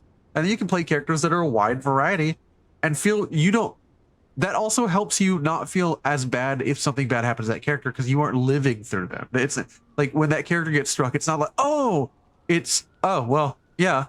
And I think there's a dichotomy there of, like, well, I really live in my character, so my character's even better roleplayed. And I'm like, you don't have to act that way. And roleplay, like, doesn't suffer from you not doing it that way, and you might suffer from doing it that way. So is that the worthwhile cost? All that attached to role-playing games, I think a lot of Vampire the Masquerade, probably early players feel this way about modern games, and, like, people want to play Thin Bloods, is this was a space to play a bad guy. And if you don't feel safe about playing a bad guy, you don't want to say something about yourself, it's a character. At the end of the day, I think the healthiest role players know it is a character. Whatever I do in this character, heck, like, you expect the GM to give a villain. Do you think that the GM genuinely believes any of the villain shit that he says? Okay, so why would you expect that, like, I'm a hero who believes that the righteous thing to do is slay the wicked and be a druid and support the power of the growing green? No, you don't believe that. So why does anything else he says need to? I think people, this is like an observation thing that good authors do. You can make a believable character from them, and you don't have to narcissistically attach it to yourself. It takes a long time to not attach everything to yourself. And I think any author would be lying that every character is not a little bit of an expression of itself. But you have to be honest. Like, a good author, like, looks at what is your motivation? Why would a person do this? Why would a person who is self-destructive be self-destructive? Well, there's a ton of reasons. Let me look into and understand a person. Let me go out to a coffee shop. Let me go out to theaters. Let me go out, not just consuming media to, like basically do an Ouroboros of, like, tropes informing tropes. Life eventually built those tropes somewhere, or it's just a trope in media and has no basis in reality. Like, people who are like, oh, let's go to a tavern. Taverns didn't function that way. Like, and people suddenly get like culture shock that, like, oh wait, this, like, sort of like anachronistic thing that fantasy gives me never really existed. It's like, no. So you sometimes have a trope informing tropes, where none of them was ever rooted in reality. And that's sort of like why characters have the sword slung over their back, because it looks cool on TV. And so it's also why they do exist. why cops have the fucking bandolier like gun holstered that like they wear over their fucking white t-shirt under their trench coat. They just reach in and pull out a gun. I know gun obsessed people. Those are not the quickest draw sort of holsters, but they look really cool on TV. Makes you really look really badass, and that's half of why TV did a lot of things. It needs to pop visually. But the thing that getting informed so much by media, I think sucks for player. Like, and obviously, yeah, if you're a player, you don't have all the time to commit to this. I fucking sell flowers for a living, dude. I don't have the time to invest in this.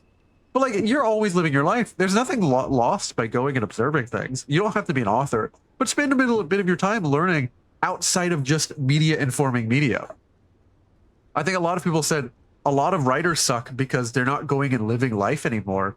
They're just learning about a thing from other media about the thing. And it's like, go learn about the thing. Like, go look, why does a person hurt themselves? Why does a person destroy sort of their own life and opportunities? Go learn about people. Go actually learn about people in a mindset that sometimes it skeeves you out or scares you. So you understand, like, why would a person genuinely want to destroy the world? There's some nut jobs who believe that that is the right thing to do. And honestly, it makes you empathize and even not demonize people from this. And you can even hate that their motivation. And people are scared to do this because they're scared that they will empathize and agree with them. And that's the root of it. They're scared if they learn more that they'll fall to it. It's sort of like an ivory tower. Christians, don't learn about why that person thinks that way because you might start agreeing with them. And it's like, Plato had it really good. The mark of an intelligent man is to be able to understand a different point without necessarily agreeing with it. To understand and to take in and fully visualize and fully get that mindset without necessarily swaying to it. Still not as powerful as I should be. It isn't just torpor, is it?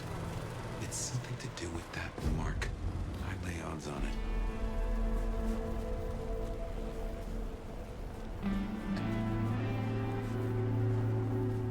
Hey guys, how you doing? I'm out here just doing my regular guy things. I just did a Super Mario double jump.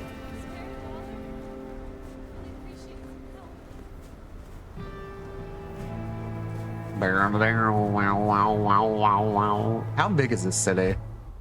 How big is this map? Because I only ever walk around. This is not a huge city, a huge map for this game. Don't know how I feel about that either. I want a Vampire the Masquerade game, and a game this size of fucking Spider-Man or a Cyberpunk.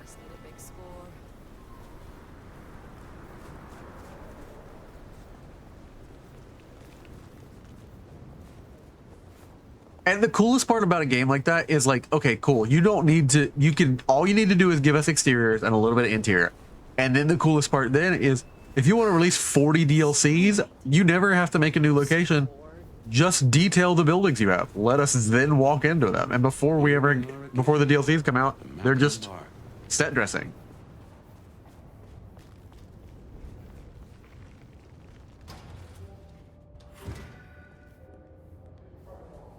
I can look forward this meeting with Ryong has something to do with Benny. Benny. The curious case of the rogue sheriff. Hey boy, how you doing?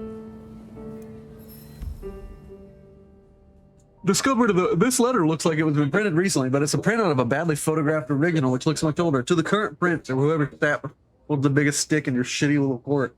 Your time's up. The City of Angels was only the start. You're on the list. San Diego and San Fran are standing strong. This is not a threat, it's a fucking promise. You want proof? Ask your little buddy LaCroix. Oh wait, smoke on the wind. You can't. Our advice to you, smear yourself on their favorite barbecue sauce, pick a nice summer day, and take a walk about sunup. Have a great night. The voice of the Anarch Free State. There's a further hand written up. About a dozen of these per year since the LaCroix incident. Campbell ignored them, but I figured I'd press it on your path for a good laugh. Fletcher? That's right. You saw him in my memory. He owns this place, and several others. Ah, hello. And who do we have here? My name is Fire. Welcome to our little sanctum. Do make yourself comfortable. I am Fletcher, and I have two rules. No sneakers, and if you must rip someone to pieces, do it outside. These are original floorboards, you understand. What brings you to What Seattle? brings you to Seattle? Oh, nothing. I'm a local boy, born and raised around here. Of course, things were different back then. Worse infrastructure, better music. How do you fit in with the Camarilla? They scratch my back, I scratch theirs. Truthfully, I have no interest in climbing the political ladder and ruling the city. You are content with this. You like your place here. Oh, absolutely. This bar is my little kingdom, and people have learned my foibles. I stay on the court's good side with the occasional favor. Quid pro quo. Ambition isn't. See, that's another thing. I think this is a philosophy side. Ambition is often marked as evil because people do too much and get greedy and awful. Greed and ambition are not inherently the same thing. Ambition is the drive to improve. This is sort of a direction thing. This is also like coaching. I think so many people cannot fathom this lesson and generally think you are up your own ass when you talk about it. And like, that's why I don't talk with people who are like, I know that sometimes everyone in life actually thinks that they are always right. And the sucky part is admitting not everyone can be right. That's a mutually exclusive statement. So some people are wrong, and sometimes you got to be wrong and shut up and you're wrong. Some things are preference statements, but some things are just facts. And no matter how much you believe in subjectivity, some things are just facts, and you are wrong about them. Like, ambition isn't inherently evil. It is just the desire to improve. And in the same way, in coaching people in competition in sports, true, good, healthy sportsmanship and competition, the competition is you are in competition always in life with yourself. Other people are a gauge, but never a comparison. And it doesn't mean you can't compare things. That's an idiot's take on that. What they mean by that is comparison is the thief of joy.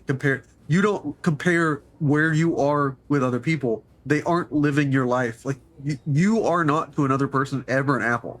You are always apples to oranges to every other person because they don't have your life, your makeup.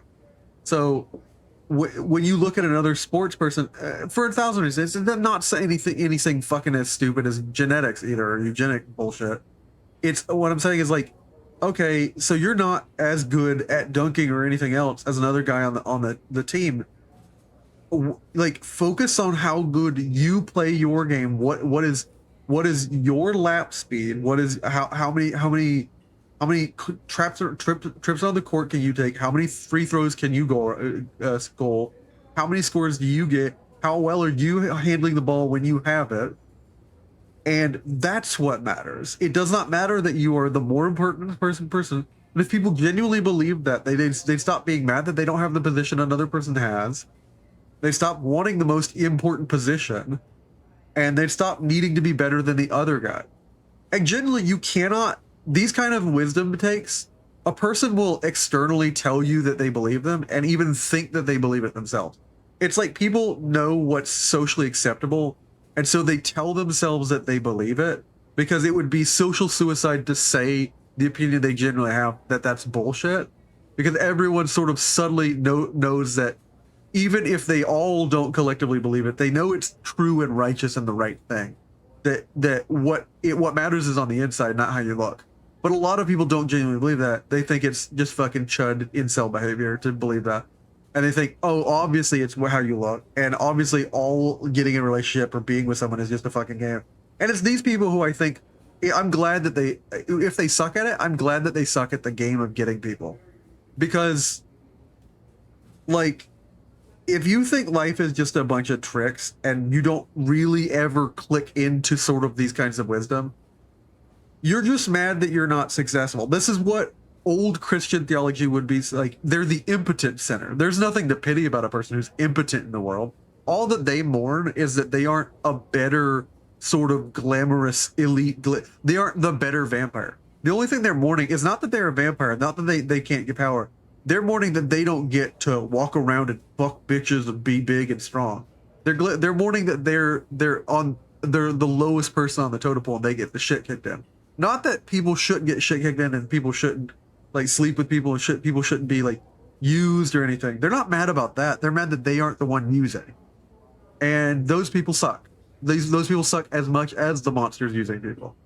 And like they only ever co-opt people talking about you shouldn't use people because they don't get to be the one using them.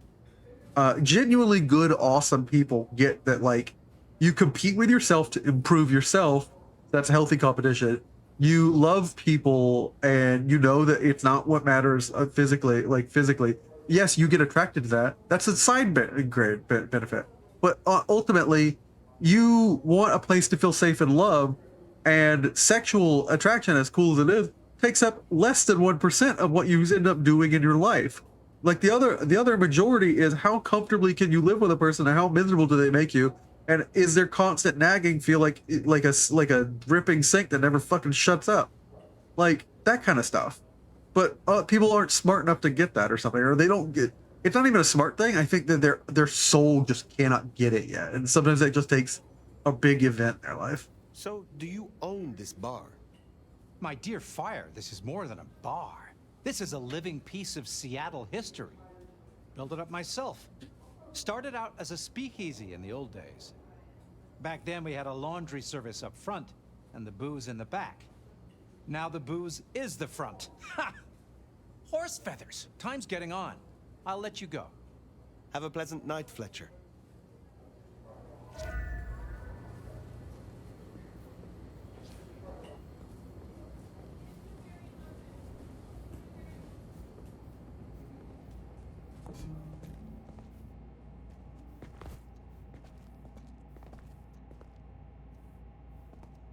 Look at all that good booze.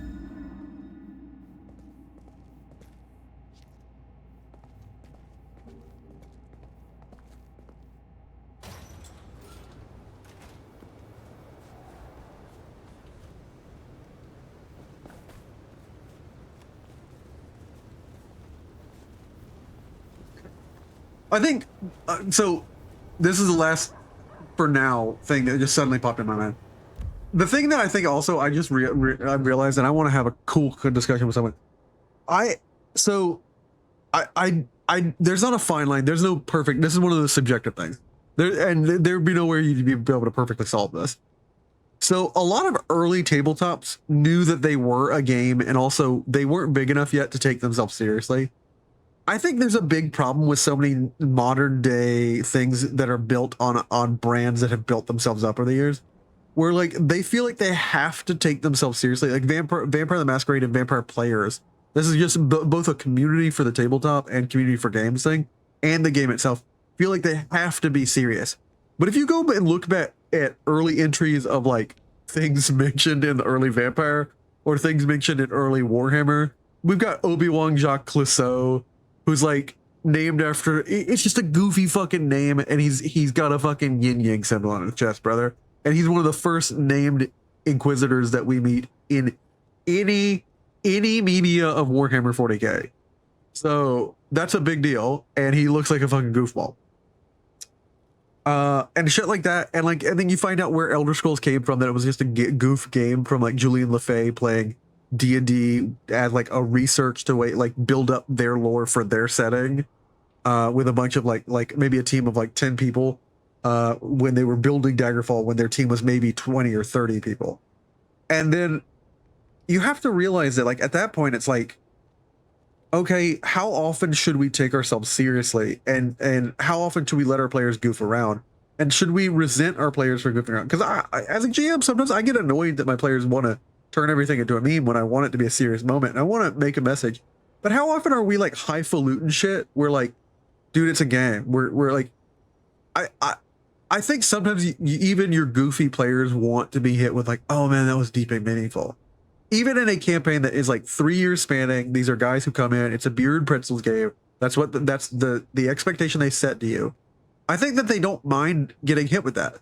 But how often do you get mad at them for not letting you do that? And that's a fine line. And like, is that a thing that's set at the expectation? Does that mean that they can never malleably change? If people want a serious RP campaign, do they never want to have a fun thing, or do they always want to talk about everything? Because that's draining too. And like, I think a lot of settings could benefit from realizing they are both games and settings. And like, yeah, in the campaign, deliver something special, but let your shit be goofy too, or like let there be moments of levity. And I think early Halo 3 even did this with like little Easter eggs or comments from the characters, or like the "I would have been your daddy" skulk dialogue.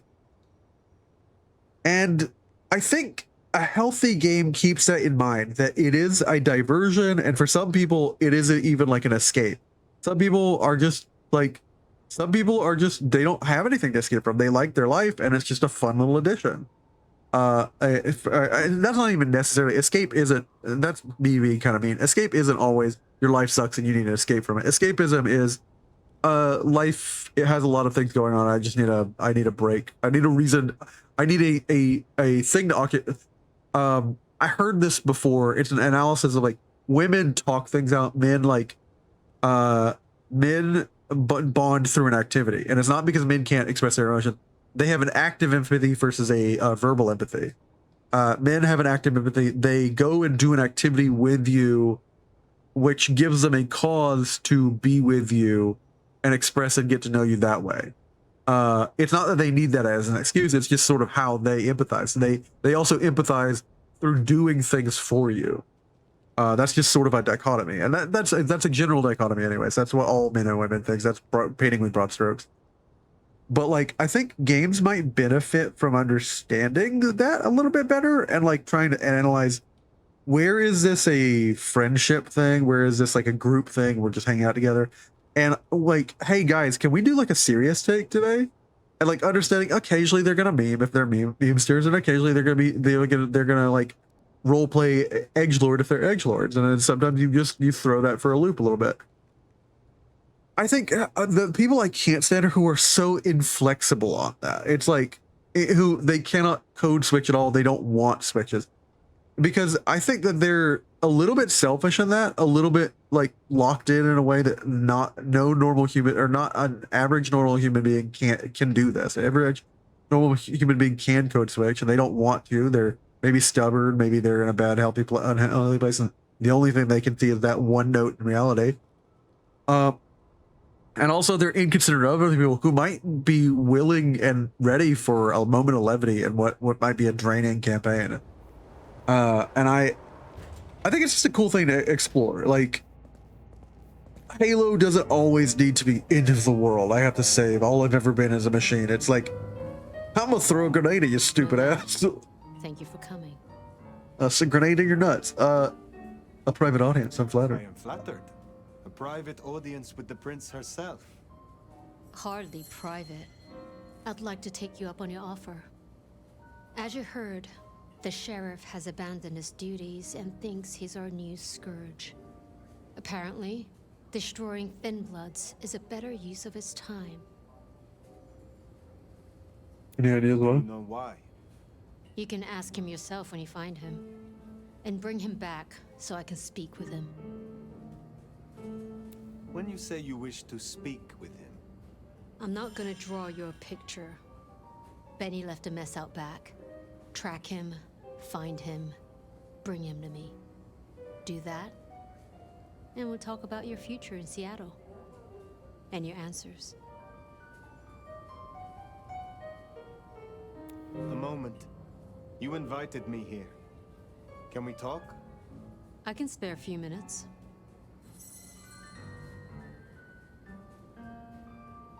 What's the situation with Lou? Your sire, Lou. I sensed some tension. Or am I mistaken? Lou, where to begin? The woman was a big deal for a long time. Nobody denies that. But left undrunk, even good wine goes bad eventually. Does that answer your question? It does, yes. The Tremere girl. Sophia. I apologize. She gets absorbed once she has a project. Am I one such project? I hope that's not a problem. I can see you two working closely together. I'm really But pushing we'll that I get the discuss that when we romance, find the Sophia. job. Tully speaks very freely with his prince. This is unusual. Tully speaks very freely to everyone and everything. He's also extremely effective. The textbook example of not judging by appearance. I would know more about you. That's a very open question.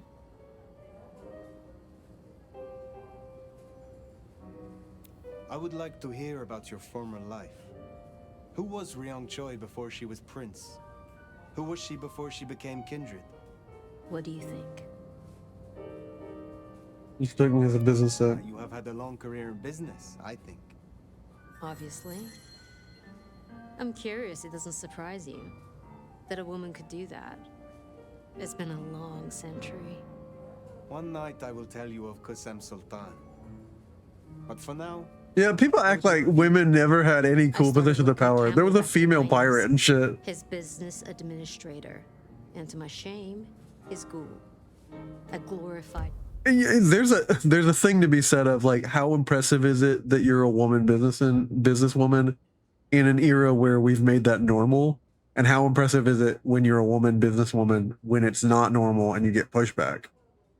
So... secretary. But I worked my way up. Eventually, he trusted me, whether he'd admit it or not. Growing up, I wanted to be a nurse. Seems funny now, don't you think? You were Campbell's ghoul, but it was Lou who made you. How did that happen? Campbell may have been prince, and he could fill a suit and smile like a shark, but he wasn't one for nuance. He bucked harder than Lou would have liked. But I was an even hand.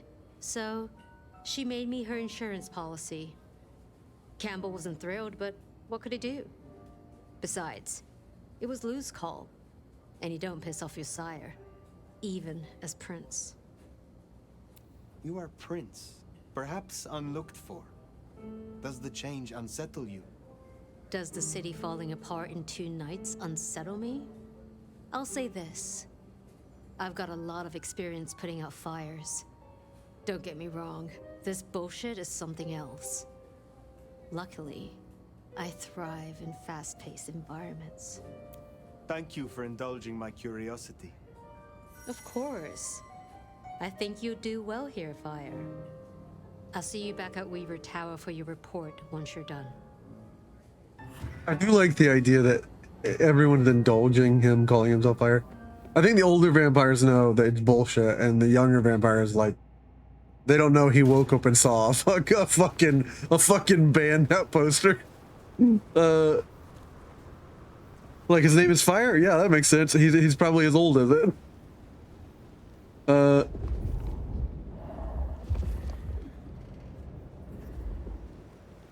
sheriff has been busy. From what the prince said, this isn't the first, and I know it won't be the last. I believe we have a trail to follow. Boo.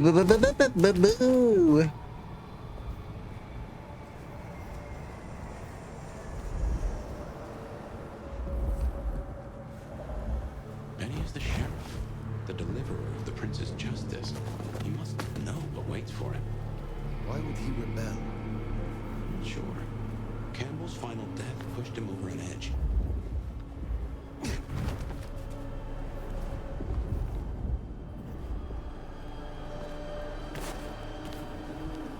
No one out here. Yeah, I feel like vampires would be way more fucked in the age of streaming. Like, Kindred who can fly. You'll never get used to that. I cannot fly. I can only glide. Hey, are your feet on the ground? Orville and Wilbur would be impressed, at least.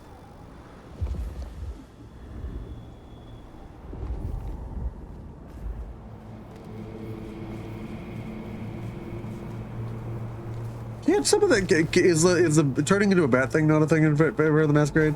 I feel like they would they could fly probably. I bet the protean ones, the ones that can like shapeshift, can like just grow wings on their back. But that begs a lot of other. I mean, the gliding already is bullshit, but like wings require you to have not dense bones or not be dense to gravity. I mean, you know, This is the thing too. The same way I was talking about like taking it too seriously. This extends, and I think is an extinction and a relation. And I can't tell if it's the fanboys who fuck up the games or the games who fuck up the fanboys. That when it starts, the shit starts getting itself taken so seriously. But the worst end result of this is people who cannot. There's cool and bad sides of this. I don't know. It gets obnoxious when it's like a person's like, well, how would they fucking fly? They have dense bone, and then birds fly by having hollow bones. And it's like, you're talking about a vampire game, brother. It's suspension of disbelief is the entire point. The other side is when you have cool researchers who are like, okay, this is a cool D&D, but did you know that I did incredible deep research into how shit worked in the 13th century medieval Rome? And it's like, oh, tell me more, brother. Like, both of those benefit each other. Like, the suspension of disbelief is for the very moment where it isn't possible and you can find no reasonable explanation. And you're meant to just not think about it and have fucking fun. Like, how does the FTL work? Like, I don't know. Do you expect me to give you a quantum explanation? It doesn't happen. That's why it's fantasy tag. Oh, that doesn't seem believable for stuff. I'm sorry I couldn't give you a very grounded, realistic, working definition of how FTL works. Like, what are you doing? What are you doing, you stupid little grub idiot? That's how I feel sometimes.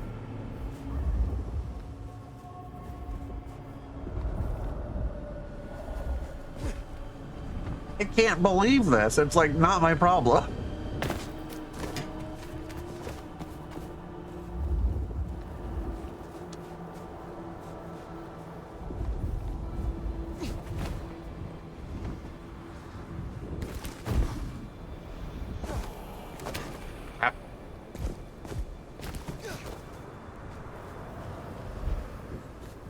Man is busy. He is a busy Billy. Woo woo woo.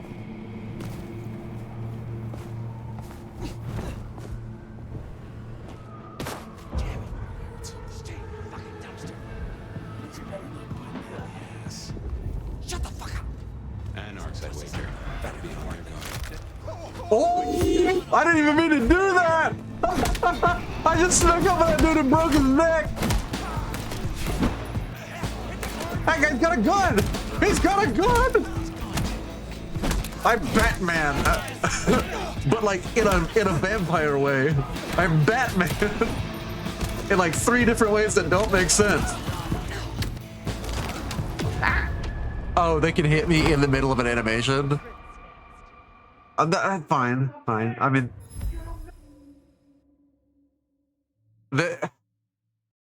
if you're gonna make an animation that you can do mid-combat, I feel like the best balance thing is just to not make it so you can get hurt doing it, or make it very clearly telegraphed that you can.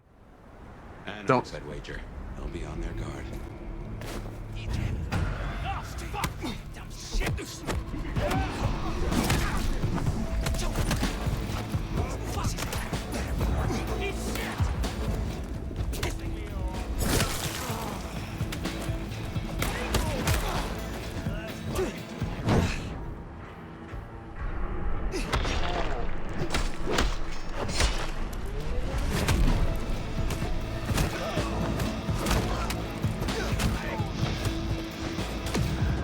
Yeah. Yep. God, they're gonna embrace me for this. You're not even a vampire and you killed me? Damn, I suck.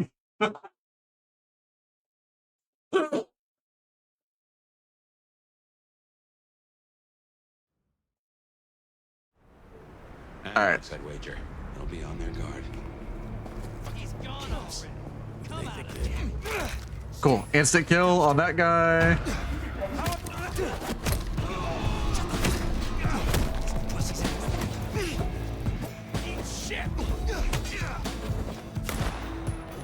Give me your gun. All right.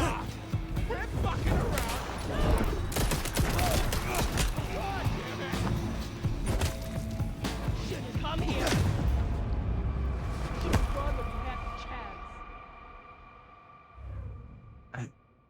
Am I missing something for combat in this game? Like, what is the ideal loot?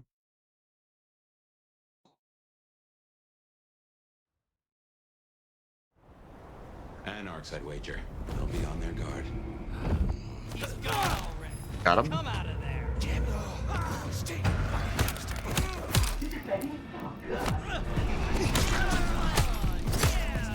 Oh, I can juggle him? I can vampire juggle?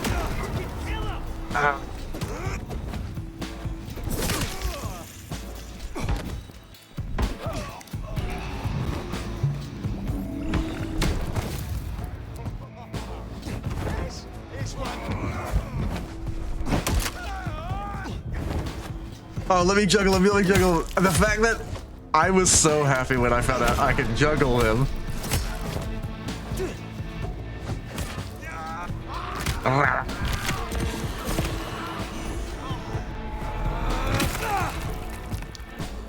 I'm going to eat him. Ooh, delicious pickups. I got a sledgehammer, brother. I got a sledgehammer with your name on it.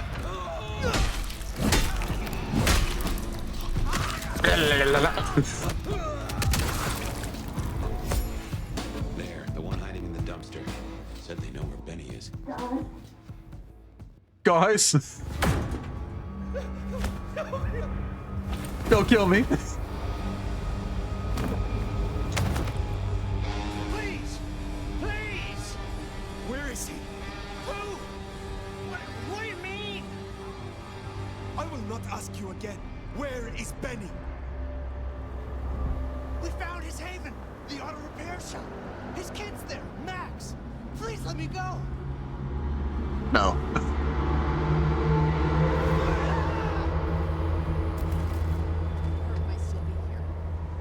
Oh, great, dude. I just implicated myself. Makes sense. It's not far. Middle of the block, just south of here. No, give me the sledgehammer. Why would I take any other weapon? That's so dumb.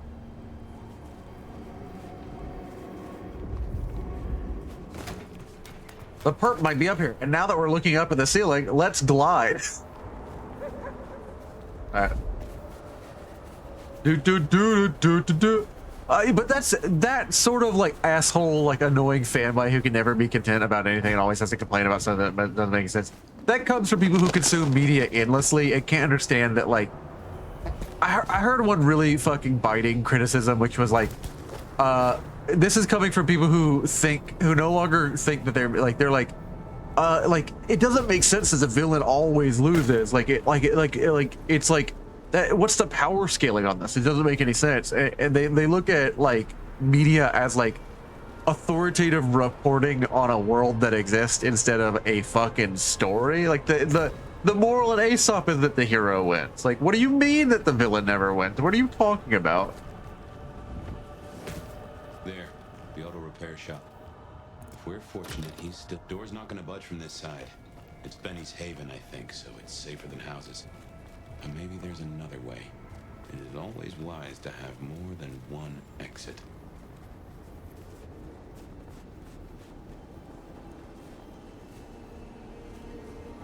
Okay, well,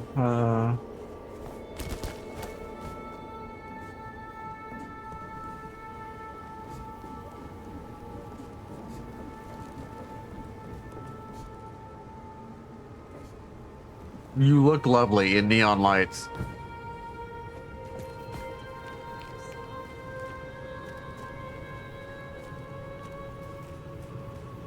I like the music. I like the, it's never a music or art that I'm like hating in these games lately. It's just like games don't feel like games. And shit, maybe my complaining this whole video, maybe you can describe it. I am the fanboy who's bitching. I don't think that is true though. Like when you know a lot of old gamers are complaining, and I hate this fucking your age is over. It's like, you don't understand.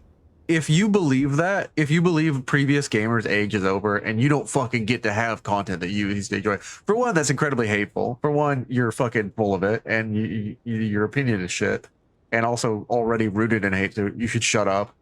But two, like these games and series that are finally coming to you that you're even buying, they only came to you because these guys supported them. Cool. Well, they just bought shit. They're not that important. Okay, well then 3. The games were only successful because of what they were before. And if you don't listen to the voices that tell you this is a departure and not in a good way, and I always think any person who's old complaining is like, well, the world's not the way it was, old man. It's like, maybe they have a point that you don't. God forbid someone older or who has a different experience than you, who has lived life 20 years before you, knows something that you don't, you stupid prick. Like, God forbid they might. Like,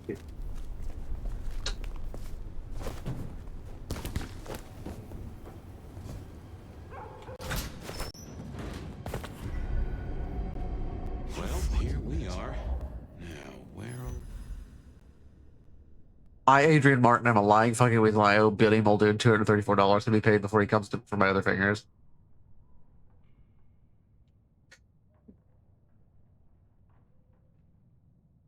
Where is Benny? Everything I touch turns to shit. Well, that's a little bit, I think. He'll be back soon. If I just wait here, he'll come back. I got specialized. Look with your specialized.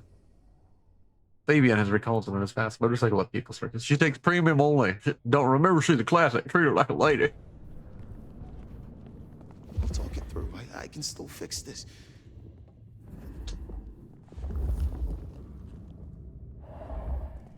He'll come around. I'm immediately going the opposite direction. That is a gamer sense 101. Nothing.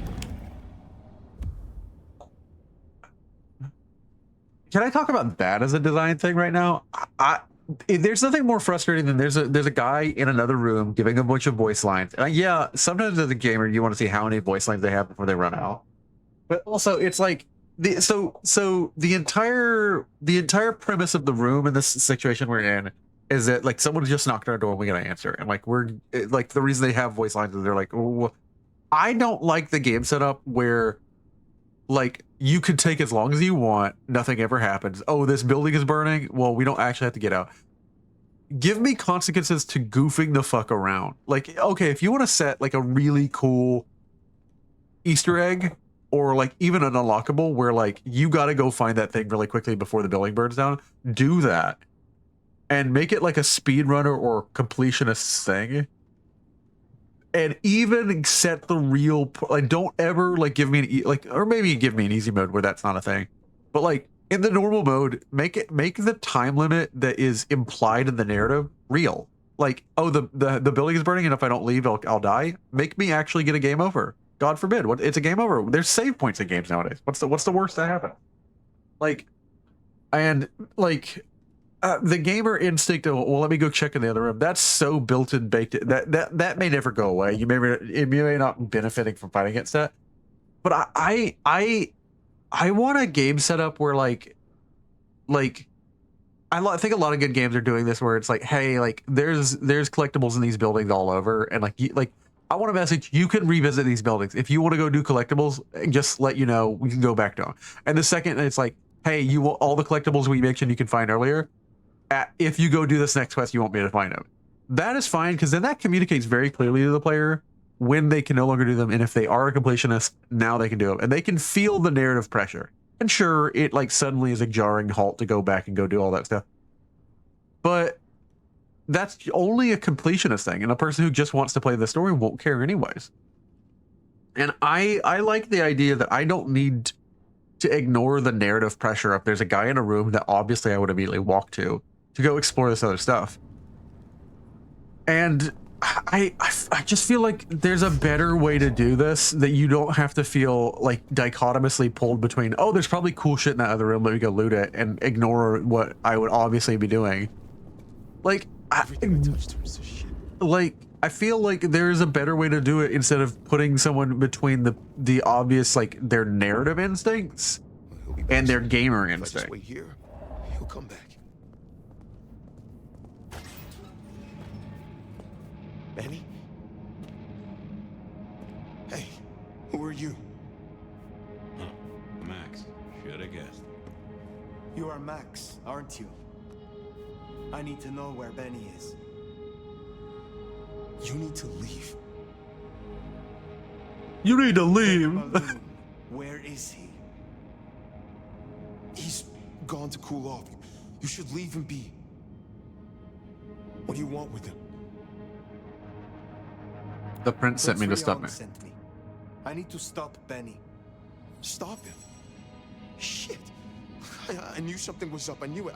I should have... If only I... Oh, God. Max is Benny's sire.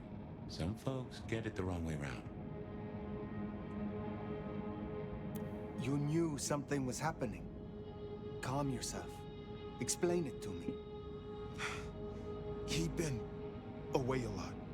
He told me things were changing, and how he was gonna be a part of it. Just talk.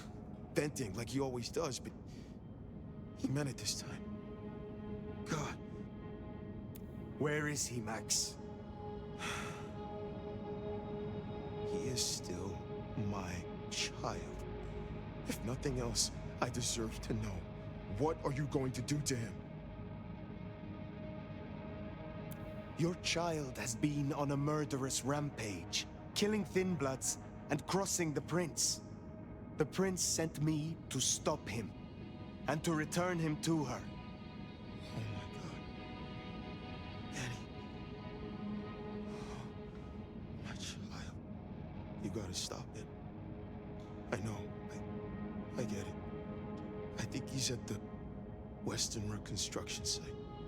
It's where a bunch of anarchs like to hang, not too far from here. That's where he was heading. Thank you. Benny is no longer your responsibility. I will take care of things from here. Hey, Hoodie. Welcome, Can man. I at least know who you are? Before... You know... I am the Nomad. But here and now, you can call me Fire. Fire. Thank you. Wait. That mark on your hand. I found this in Benny's stuff. Give Oh, back. that immediately revealed how he actually feels. Do you? Do you know what it is? No, I swear. Fire. He doesn't know anything. I do like a character that when we're given a role to play and we don't make the role. Because like I also like what they're doing in this campaign, where like even the dialogue options we get for Fire are like the Western Rest site. I have a memory that anarchs do hang out there. even the dialogue options that we get for Fire, I don't know why. It's my sort of like narrative gamer writer sense. I get the sense that the dialogue options we're being given are like him mutedly pretending to be who he is, because he has a person in his head even who could report on him. I feel like he is very much in all of this pretending how he is expected to behave. And that scene where that fucking, like, he's got a mark on his hand that's been controlling his behavior. And the second someone shows any evidence of like, oh, so like the guy you're hunting might be involved in it, immediate the facade drops and he's like, where the fuck did you find this? Orders. And since you're not with the anarchs, you are most certainly with the court. I feel like the end of this this game is just going to be a revelation that like he has been pretending to everyone. Like obviously his name Fire is made up, but like the Nomad and every way that he's presented himself to every person has just been like the clever twist is going to be like, y'all believed anything I said? I'm a goddamn ancient vampire. I've been playing all of you. So where did Benny find it? Ought to wear it if he'd secretly marked an elder. Maybe he had some contact with your captor, whoever that was. Oh, they macking. They get down. Like, I wish that there was a, like, let me stand here long enough that they just act weird about it. Give me a dialogue. I should be like, can I join in?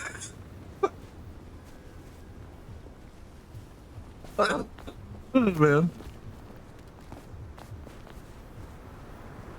Hey, you looking for a third? Cold night, isn't it? Dude, get lost. No, I'm just saying, it's nice and warm near y'all. I see you're warming up. Oh man, how about that next game? If I was a vampire, truly the final stage of becoming an undead would unhinge. I'm already social anxiety is scared of me. The final step of becoming undead would unhinge me. I would be a menace. Still upright, so maybe our sheriff never made it here. Once gets here. Destroy the guy and piss off the court. The court's already pissed. You're so dumb. Ah, damn it. Well, guess now I gotta kill people. That fucked up my combo! My combo! Nice try, jackass. You don't want that. Also, the fact that the vampires, yeah, I know the other. The fact that the vampires can double jump immediately, I'd be like, I can double jump. I'm fucking Mario.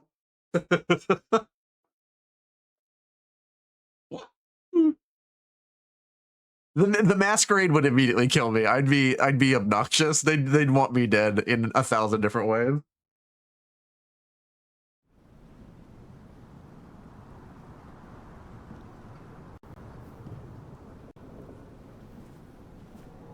They'd be like, fucking kill this comedian.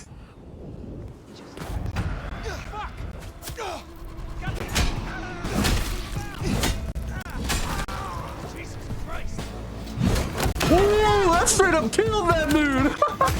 that was a nuke!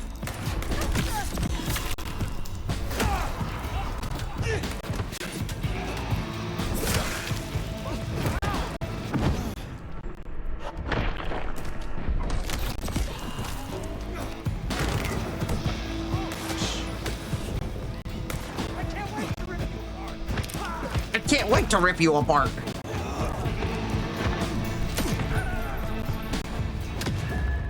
Ah.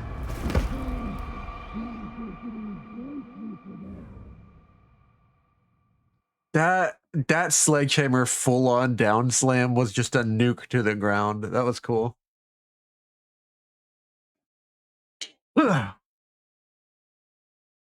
Hoodie, I've just been giving a lot of notes. I might upload this video because it's a lot of like good feelings and like sort of like this has basically just been a reflection game where I've paused occasionally at dialogue moments to sort of like meditate on like some things, some insights I had, or some like little thoughts I've been having for a while on game design.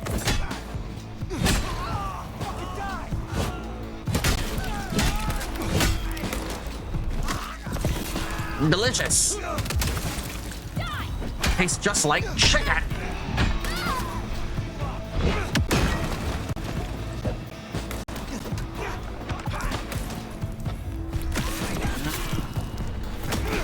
Insight HP boost.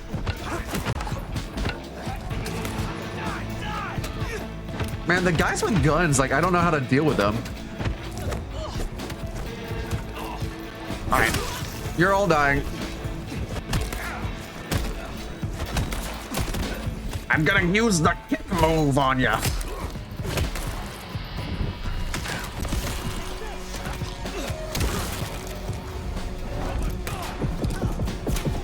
I'm using that's how you telekinesis. You don't just throw the gun at him. I mean, that's cool. That's.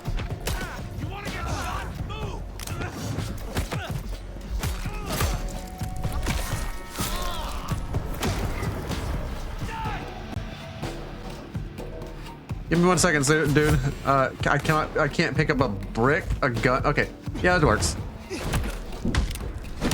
I'm a Batman, you see. That's a superhero, a bat guy, and I have a bat. That's a triple entendre.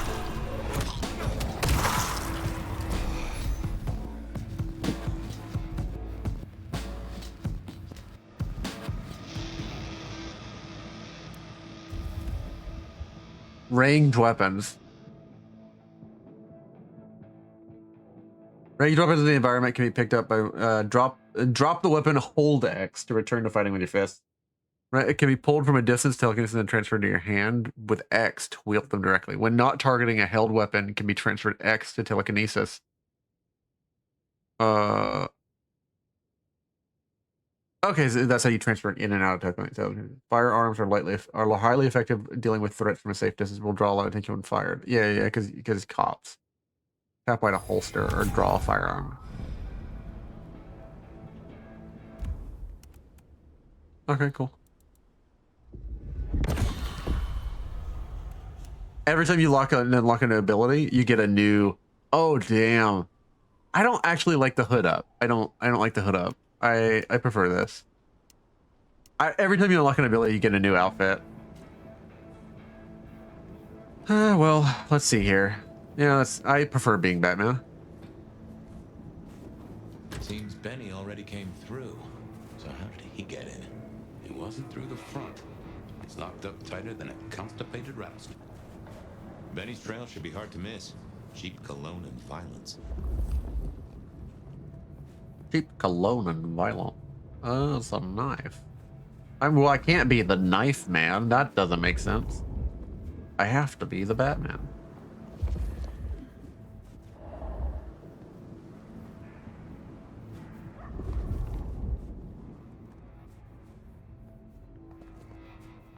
He clearly walked. Okay, he clearly killed a bunch of bodies. Slided the body. Rampage. I'm a monster. Killed him. Okay, cool. Went over here. I love my Batman vision. Killed somebody. Climbed. Okay, go. So he climbed, huh? Probably dropped in on those anarchs like the wrath of God. This is another thing with like I mentioned this earlier.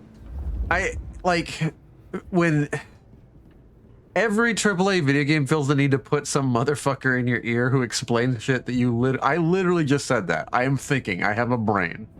It's like, so he climbed on. It's like, thank you, Captain Obvious, in my ears.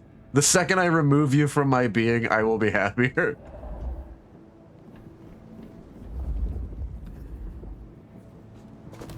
All right. Or as my favorite meme says, man, life's a lot better when you don't have a bitch in your ear telling you it's not.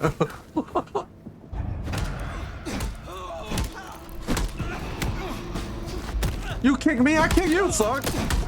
Don't you kick me.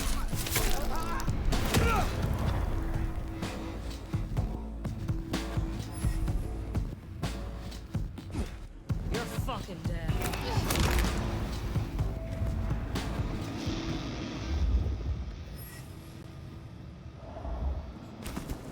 See you later, bro. God damn. Some people pay for a therapist. Guess Benny just pays to get his soup cleaned. Some people pay for a therapist. Have a good day, Hoodie. I'll miss you. Looking forward to tomorrow's session. I've got shit I need to do to set up for it. Now that we got all these new modules, that means I have to do more prep work, but that means the end result is that much sweeter. Oh, there's that. Yeah, that's interesting. Okay.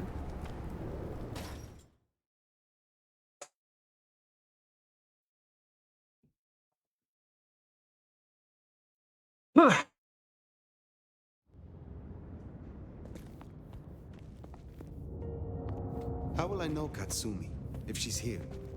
I think you'll know her when you see her. And these folks will pay her heed. Actually, that makes me want to think. Like module to optimize or increase Foundry DTT performance. Let's take a look at these.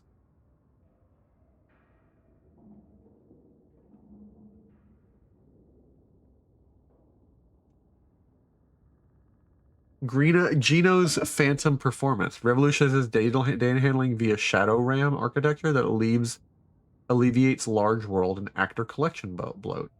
Performance Optimizer empowers individual players on weaker hardware to scale back intensive visual effects. Media Optimizer.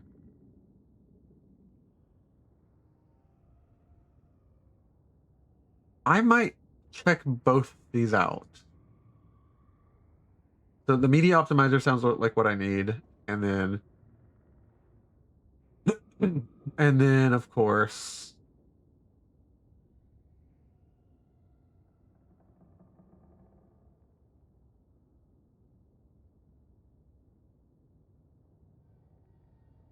Geno's Phantom performance.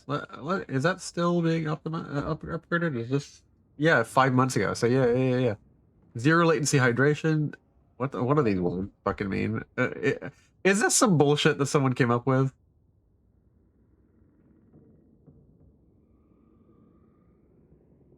Zero latency hydration using synchronous JIT decompression. Data is restored within the same CPU cycle. Ghost protocol. GPP leaves zero footprint in your world database. All phantom states are managed purely in volatile RAM via weak maps. If you disable the module, your world remains in its original pristine state. Task transient atomic safety shield. Atomic verification protocol ensures data safety. Document is only phantomized after synchronous readback check mathematically confirms the integrity of the shadow buffer data. Some of this, so many terms like that make me think you're fucking full of shit and that you're making buzzwords to make yourself sound smart to a non-intelligent programmer or a non-programmer. CPU courtesy, background processes request idle callback, ensuring optimizations only occur during genuine CPU idle time, never interfering with your frame rate.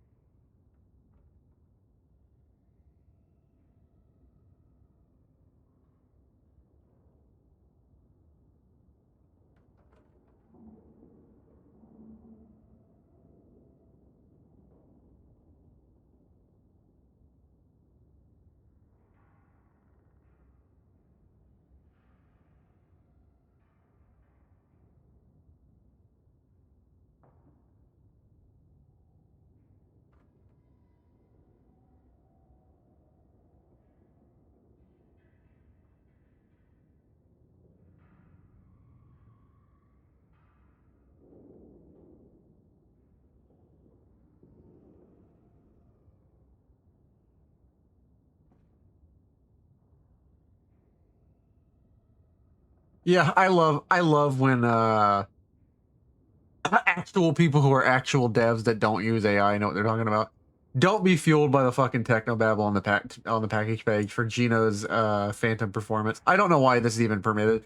Like Foundry has been having a hard line unless you can explain the code that you're doing in a human-led process. We don't tolerate any AI use. We don't tolerate AI-led modules, and honestly, we don't let you publish it unless you can explain it. So I don't know how this made it on the page because it's just a bunch of fucking sci-fi technobabble. Don't be fooled by the technobabble. This entire module is nonsense and actively harmful. I saw this in the package releases and knew it would be awful, so I gave it a test so I can warn others. For those who don't know what I'm talking about, we run in this community the video. Like, if you look at any other video on my channel, we're mainly a tabletop game, and I run stuff through Foundry. Foundry has modules which are extinctions. It's a very extendable, moddable sort of like modifiable tabletop, like virtual tabletop engine. But there's limits to what the modules can do because it's limited by the core functionality of Foundry. Which sometimes I've just been looking for a way to like cut down. Like I have really good specs on my PC, so I'm trying to figure out why we're running into like bottlenecks and like great, like it just looks like it's acting goofy. And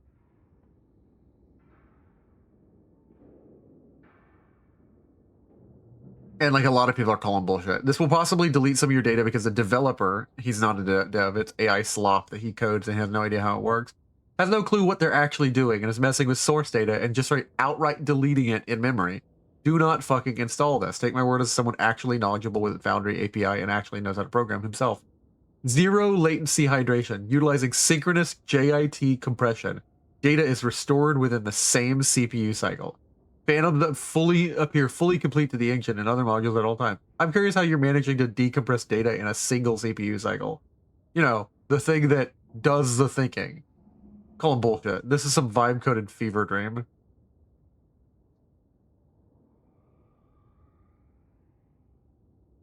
Have you considered that the AI provided a list of big words to impress and bamboozle casual consumers, and that's how he makes his money? What if you hurt Foro's feelings?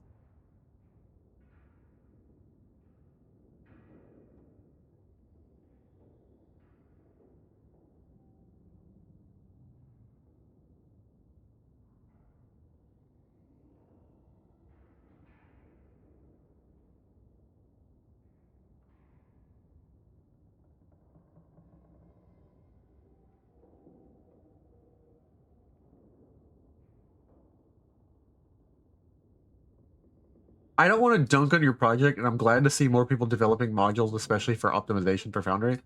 But optimization and compression is not an easy problem. It's a tricky problem. I think software developers, and this is true for a lot of people who make things that, especially, you know, could fuck someone's livelihood up, or destroy or delete data, could have a destructive effect, especially when you promise on your page that it won't have a destructive effect. I think software developers, just like doctors, have a responsibility to their customers to really understand the problem they're trying to solve, especially when they say that they've solved it.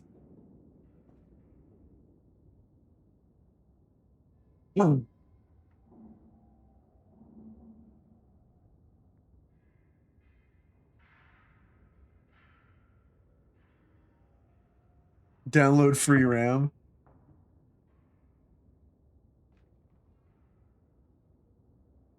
I'm so tired of vibe coded shit, man. If you can't code yourself, write your own Reddit post and learn to do it yourself. Or don't do it, fuck.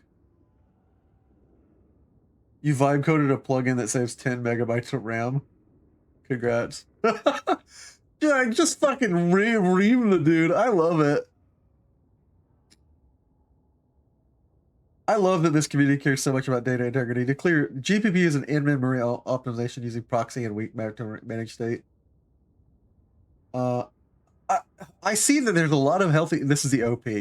I see there's a lot of healthy skepticism regarding the Shadow RAM approach, and honestly, I love that this community cares so much about data integrity. He probably just plugged in people's comments to reply because this isn't a human being anymore. This is actually I want to talk about that AI.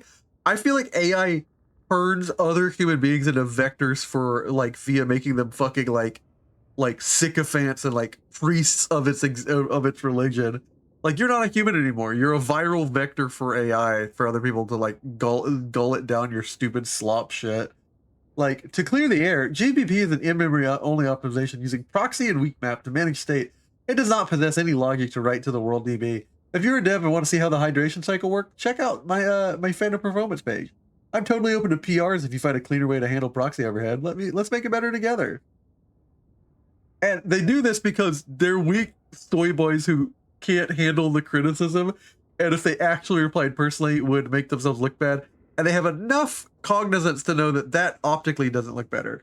And these kind of people are fucking not real in so many ways, but like I think the word would be not genuine. They know optics and how to not make themselves look bad. They want to be cool and they want to deliver on being a programmer, but don't want to do the real work. And so they're cosplaying and LARPing being a programmer.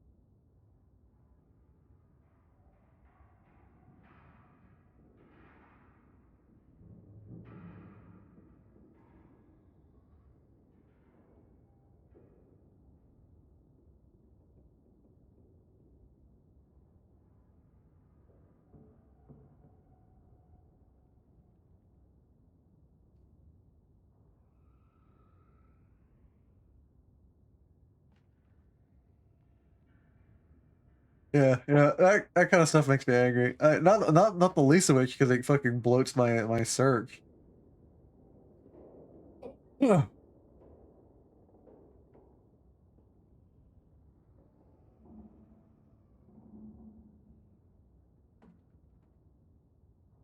And so many of the modules that look so clean, like AI is really good at making something look clean and sound good and type well,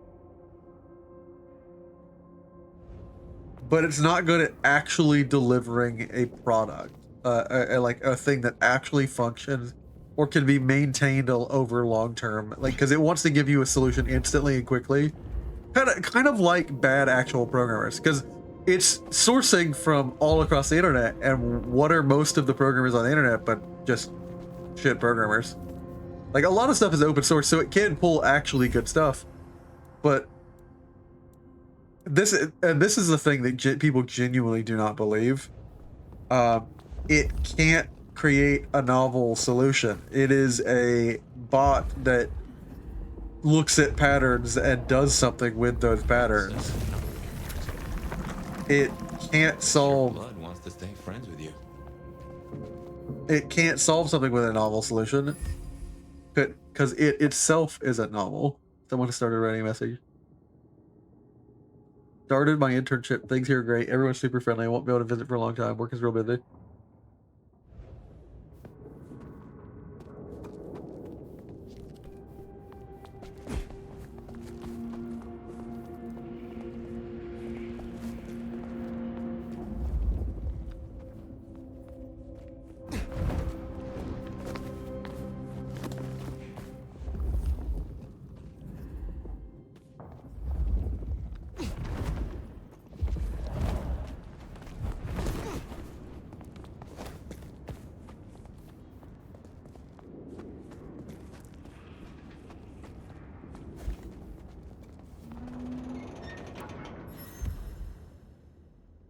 Tatsumi, sorry to put this on you, but I got another lost sheep heading your way. Kid can't stay here. Nowhere else. No, it's got some supplies headed your way to make it up for you. Thanks in advance. Oh, you want? Is there like a thin blood army being formed? This is fresh fire, very fresh. He's still around here somewhere.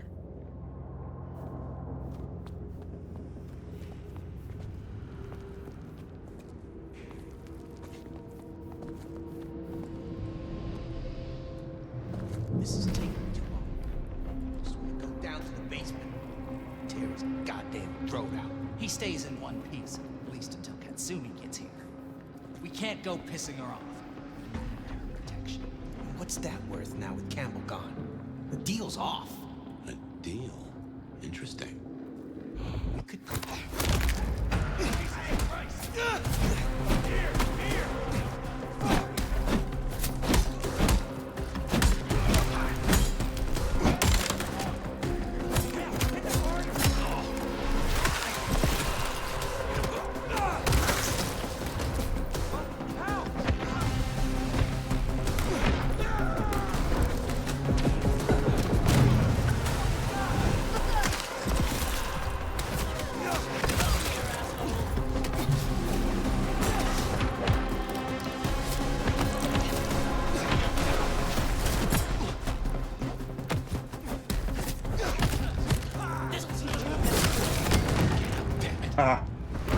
See, the thing about feeding being a way to heal is if it makes you vulnerable for a 3/4 health damage in a animation, and you heal only maybe 2/4, it's not a worthwhile trade-off. So I don't prompt me for it.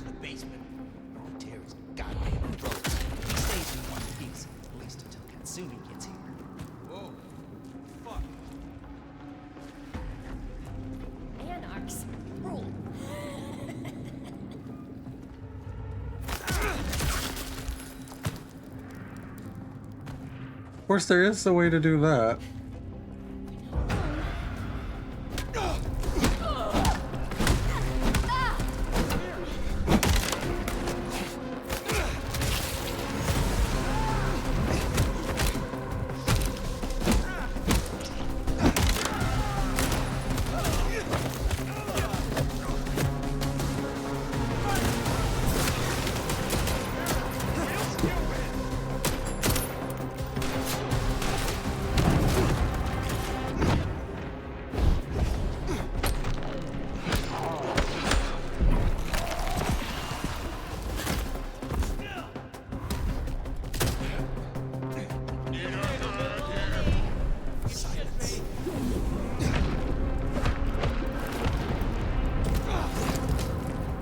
How do I get the gun out of their hands?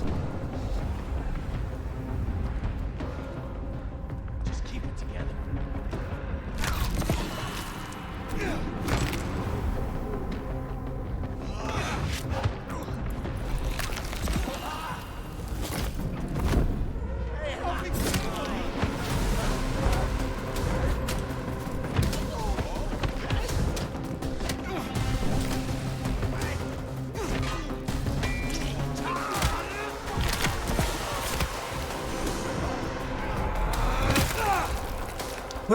Yeah.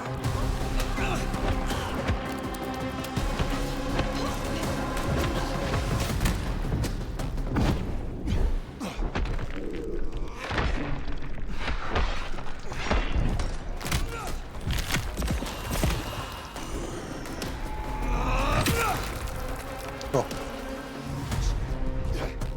Not going down like this. Shit.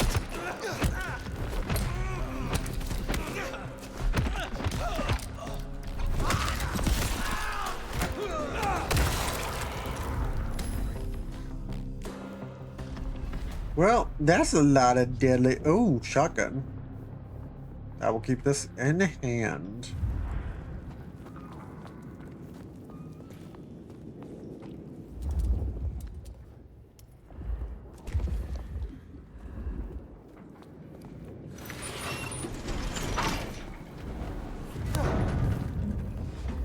I smell something.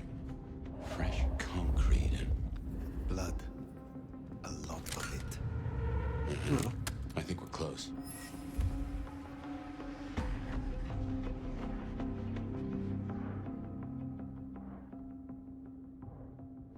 Okay.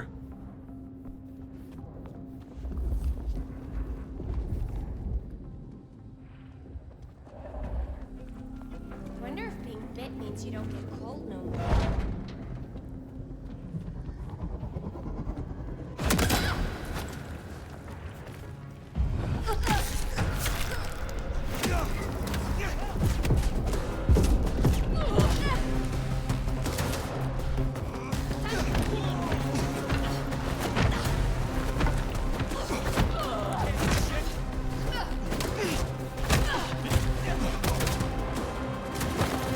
Oh shit.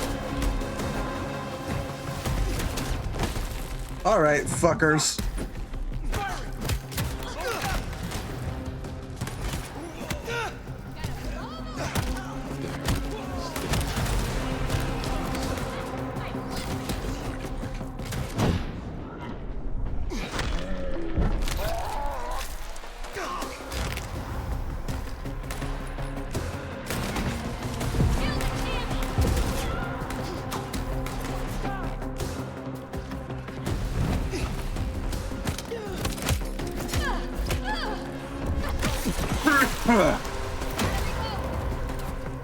Gotta reload.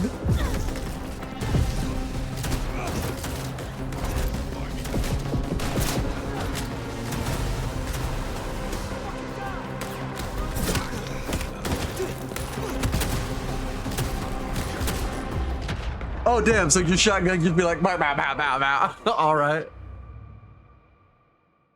Like what's the all right. That's on me. That failure's on me, man. I smell something. Fresh concrete and Blood. A lot of it. I think we're close.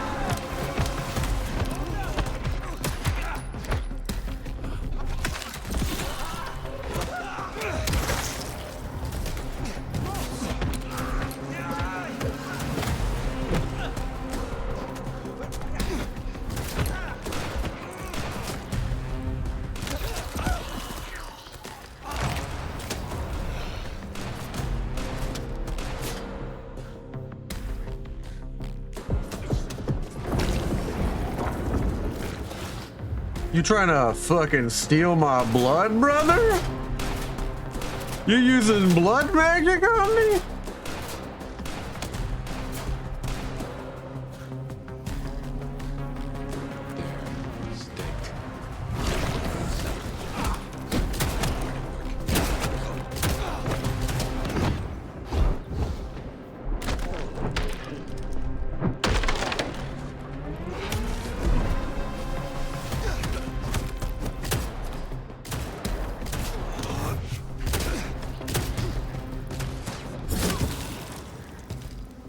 Fuck off, shotgun asshole.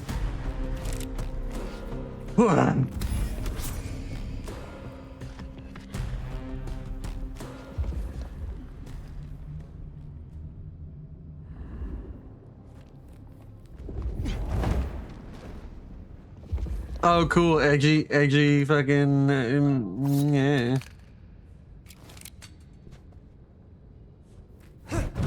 Pentagram, cool.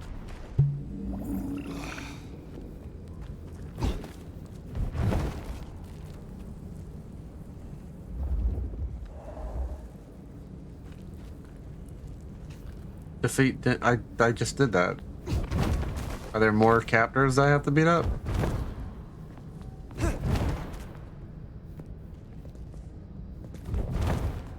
Have I not killed everyone? Taking away from all those I know, even my enemies. Might not think evil or.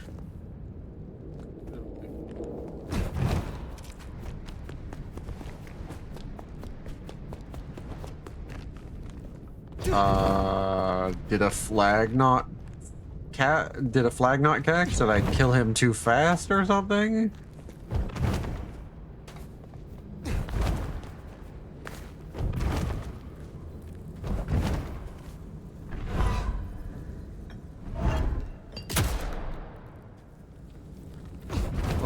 What's going on, man?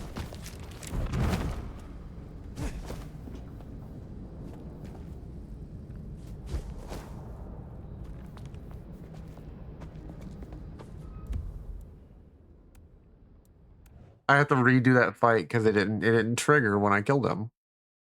That's stupid. I smell something. Fresh concrete and blood. A lump of it. I think we're close. What now? I'll check it out.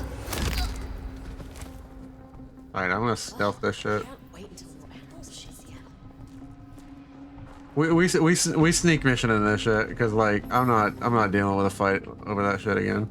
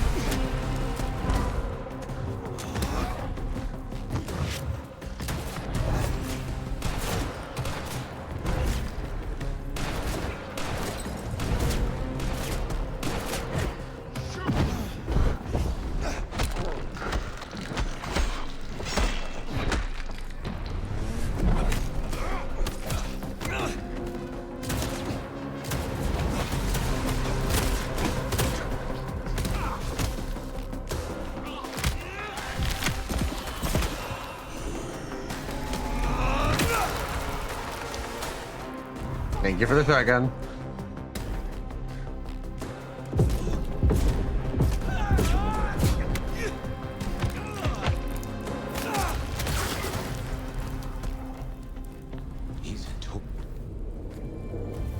A flag literally didn't flick off from the last play. That's aggravating. That's just broken game. Figures they'd replace me with some schmuck who wants to heal. Let me guess. The new baby prince wants my head. She wants you returned to face her judgment. Yeah? And what do you think, sweetheart?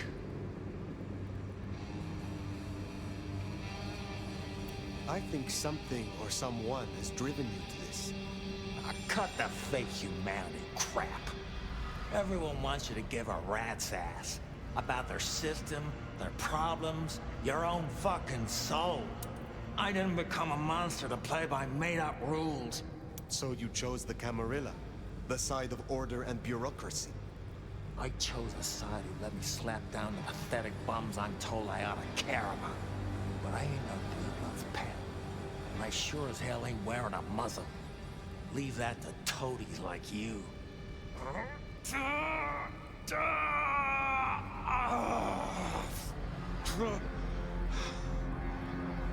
That concrete won't hold much longer, and I doubt he's gonna cooperate. You cannot be a monster if you meet your final death. Is all this really worth it?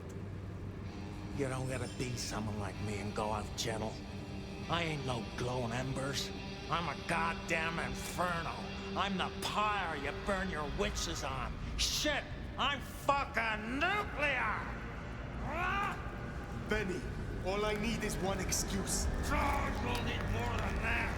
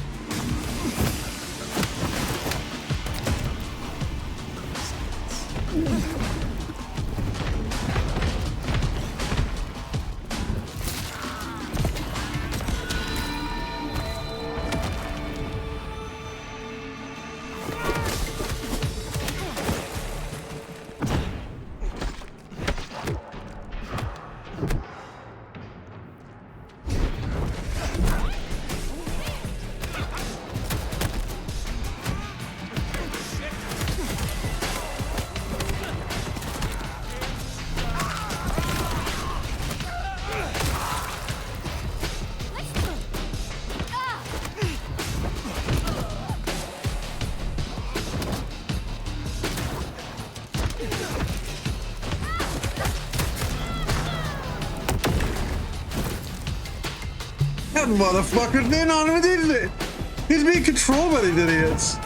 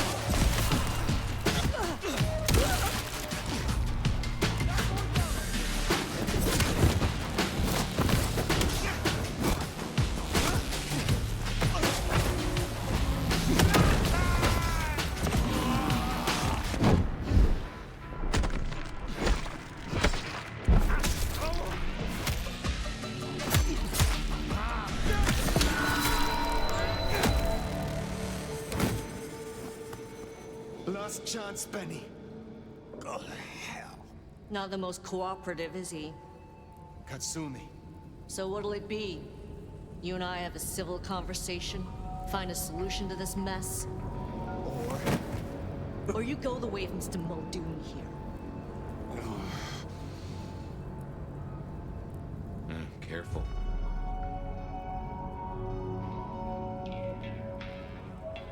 You will find me more of a challenge than Mr. Muldoon. Learn to count, Cammy. You can't take us all at once. You leave that beast with us, walk away, and we're good. Deal? Why do you want him? Why do I want him? Same reason you do. The fucking psycho's gone on a slaying spree against my folk. That's our blood on Muldoon's hands. He deserves our justice. Listen, you're new here, just starting out in the city. You do this for— And who exactly? You go by labels on boxes. The court calls us anarchs. I don't speak for all, but I speak for enough. We can open doors for you or be a goddamn roadblock.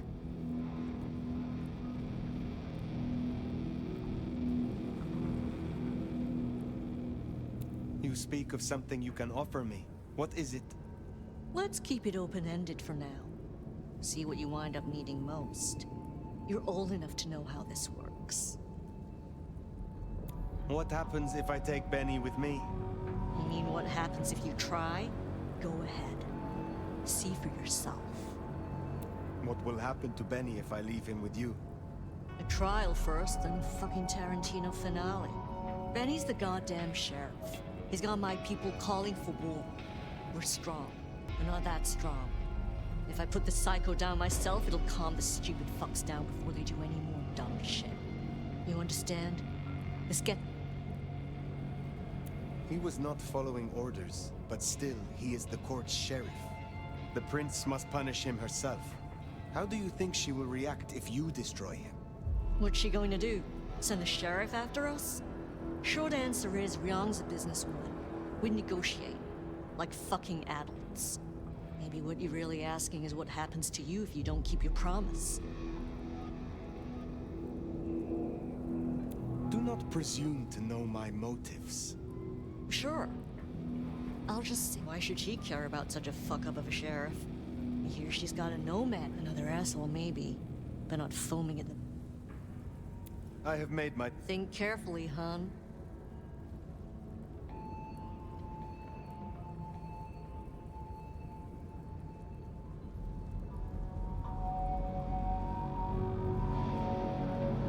Benny comes with me. So that's how it's gonna be, huh? Can't say I'm surprised.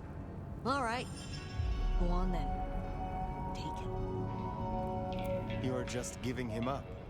Not exactly. I'm giving you up. You give my best to our new prince. I'll be at the hole in the wall when you and the court are ready to talk.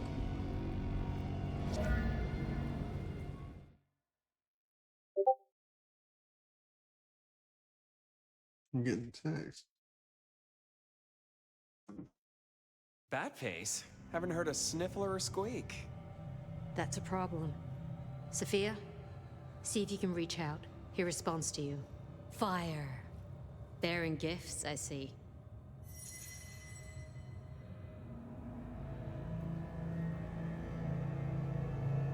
My apologies for the rough handling. I would have done worse were it your command. You're certainly enthusiastic. In exchange for a job well done, I offer you just that.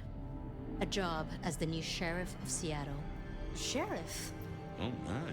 As part of the package, you get your permission to stay and access to my court and resources.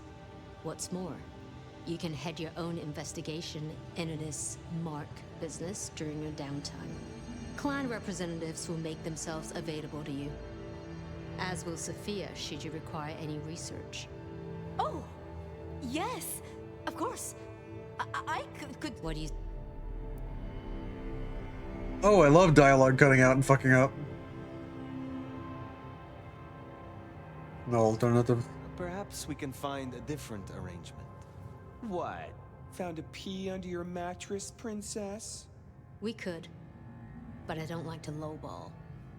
And with the political situation as it is, this is my best offer. Help me change the situation as sheriff, and we can talk progression. She strikes a hard bargain. Kinda how she got the job. Now, as first order of business, I want to report. Katsumi, I assume you met her.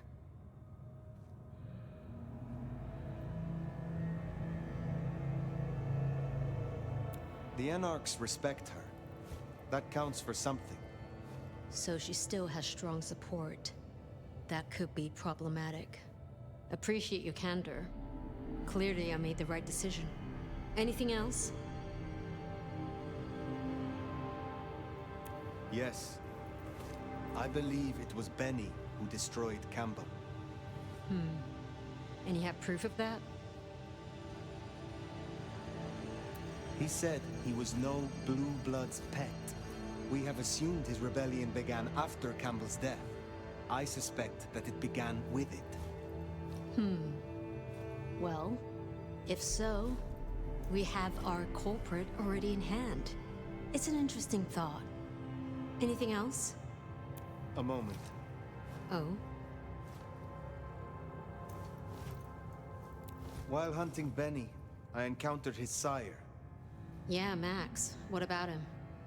Is it not true that the sins of the child will be visited upon their sire? If you want to be archaic, but I certainly wouldn't recommend he show his face. Let's leave it there. I would know of the history between the Anarchs and this court. What is their complaint? In short, it concerns our treatment of thin bloods. As in most domains, Lou wouldn't suffer them. Under Campbell, though, they were tolerated, as long as they remained beneath Katsumi's thumb. And because, as far as he knew, Campbell got right of first refusal on their alchemy. Seattle became a safe haven. But now?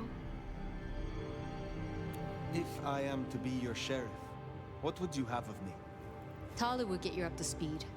In fact, I'd go as far as to call him your handler. And from the look of things, I don't think that'll be a problem. Go on and out me, why don't you?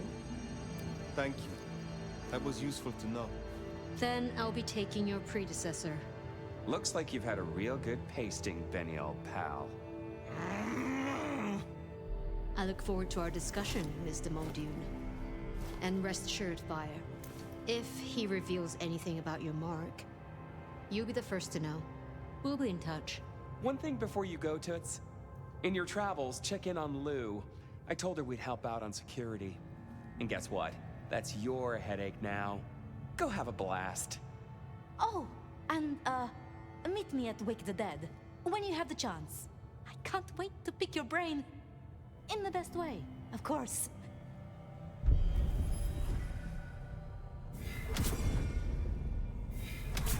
That went well. Though I do wonder how Katsumi will react. This will make our investigations easier, but there's a phrase. Poison chalice? Good luck, Sheriff. Oh, and as for your Benny theory, maybe he did take out Campbell. One bad day at the office. But I think he was being controlled. Connected to the mark on your hand. There's got to be more to it. I think he was being controlled.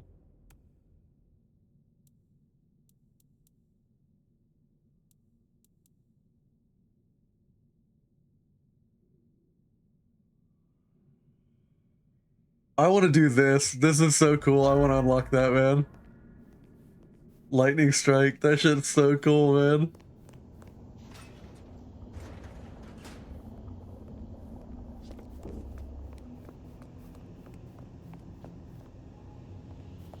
Well, now I gotta meet the vampire girl who's got a hots for me, the vampire doctor.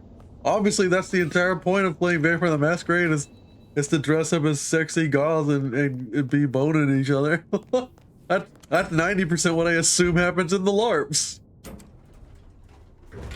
These are people you get close to, you have fun with, you can goofball and be generally you have to trust someone enough to be like cringe enough to like RP.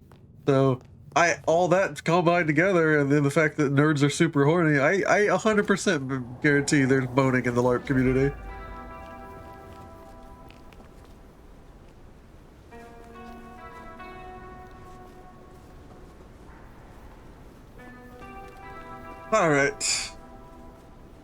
think we're gonna call it there for this episode, and end this recording, and I'll do another one.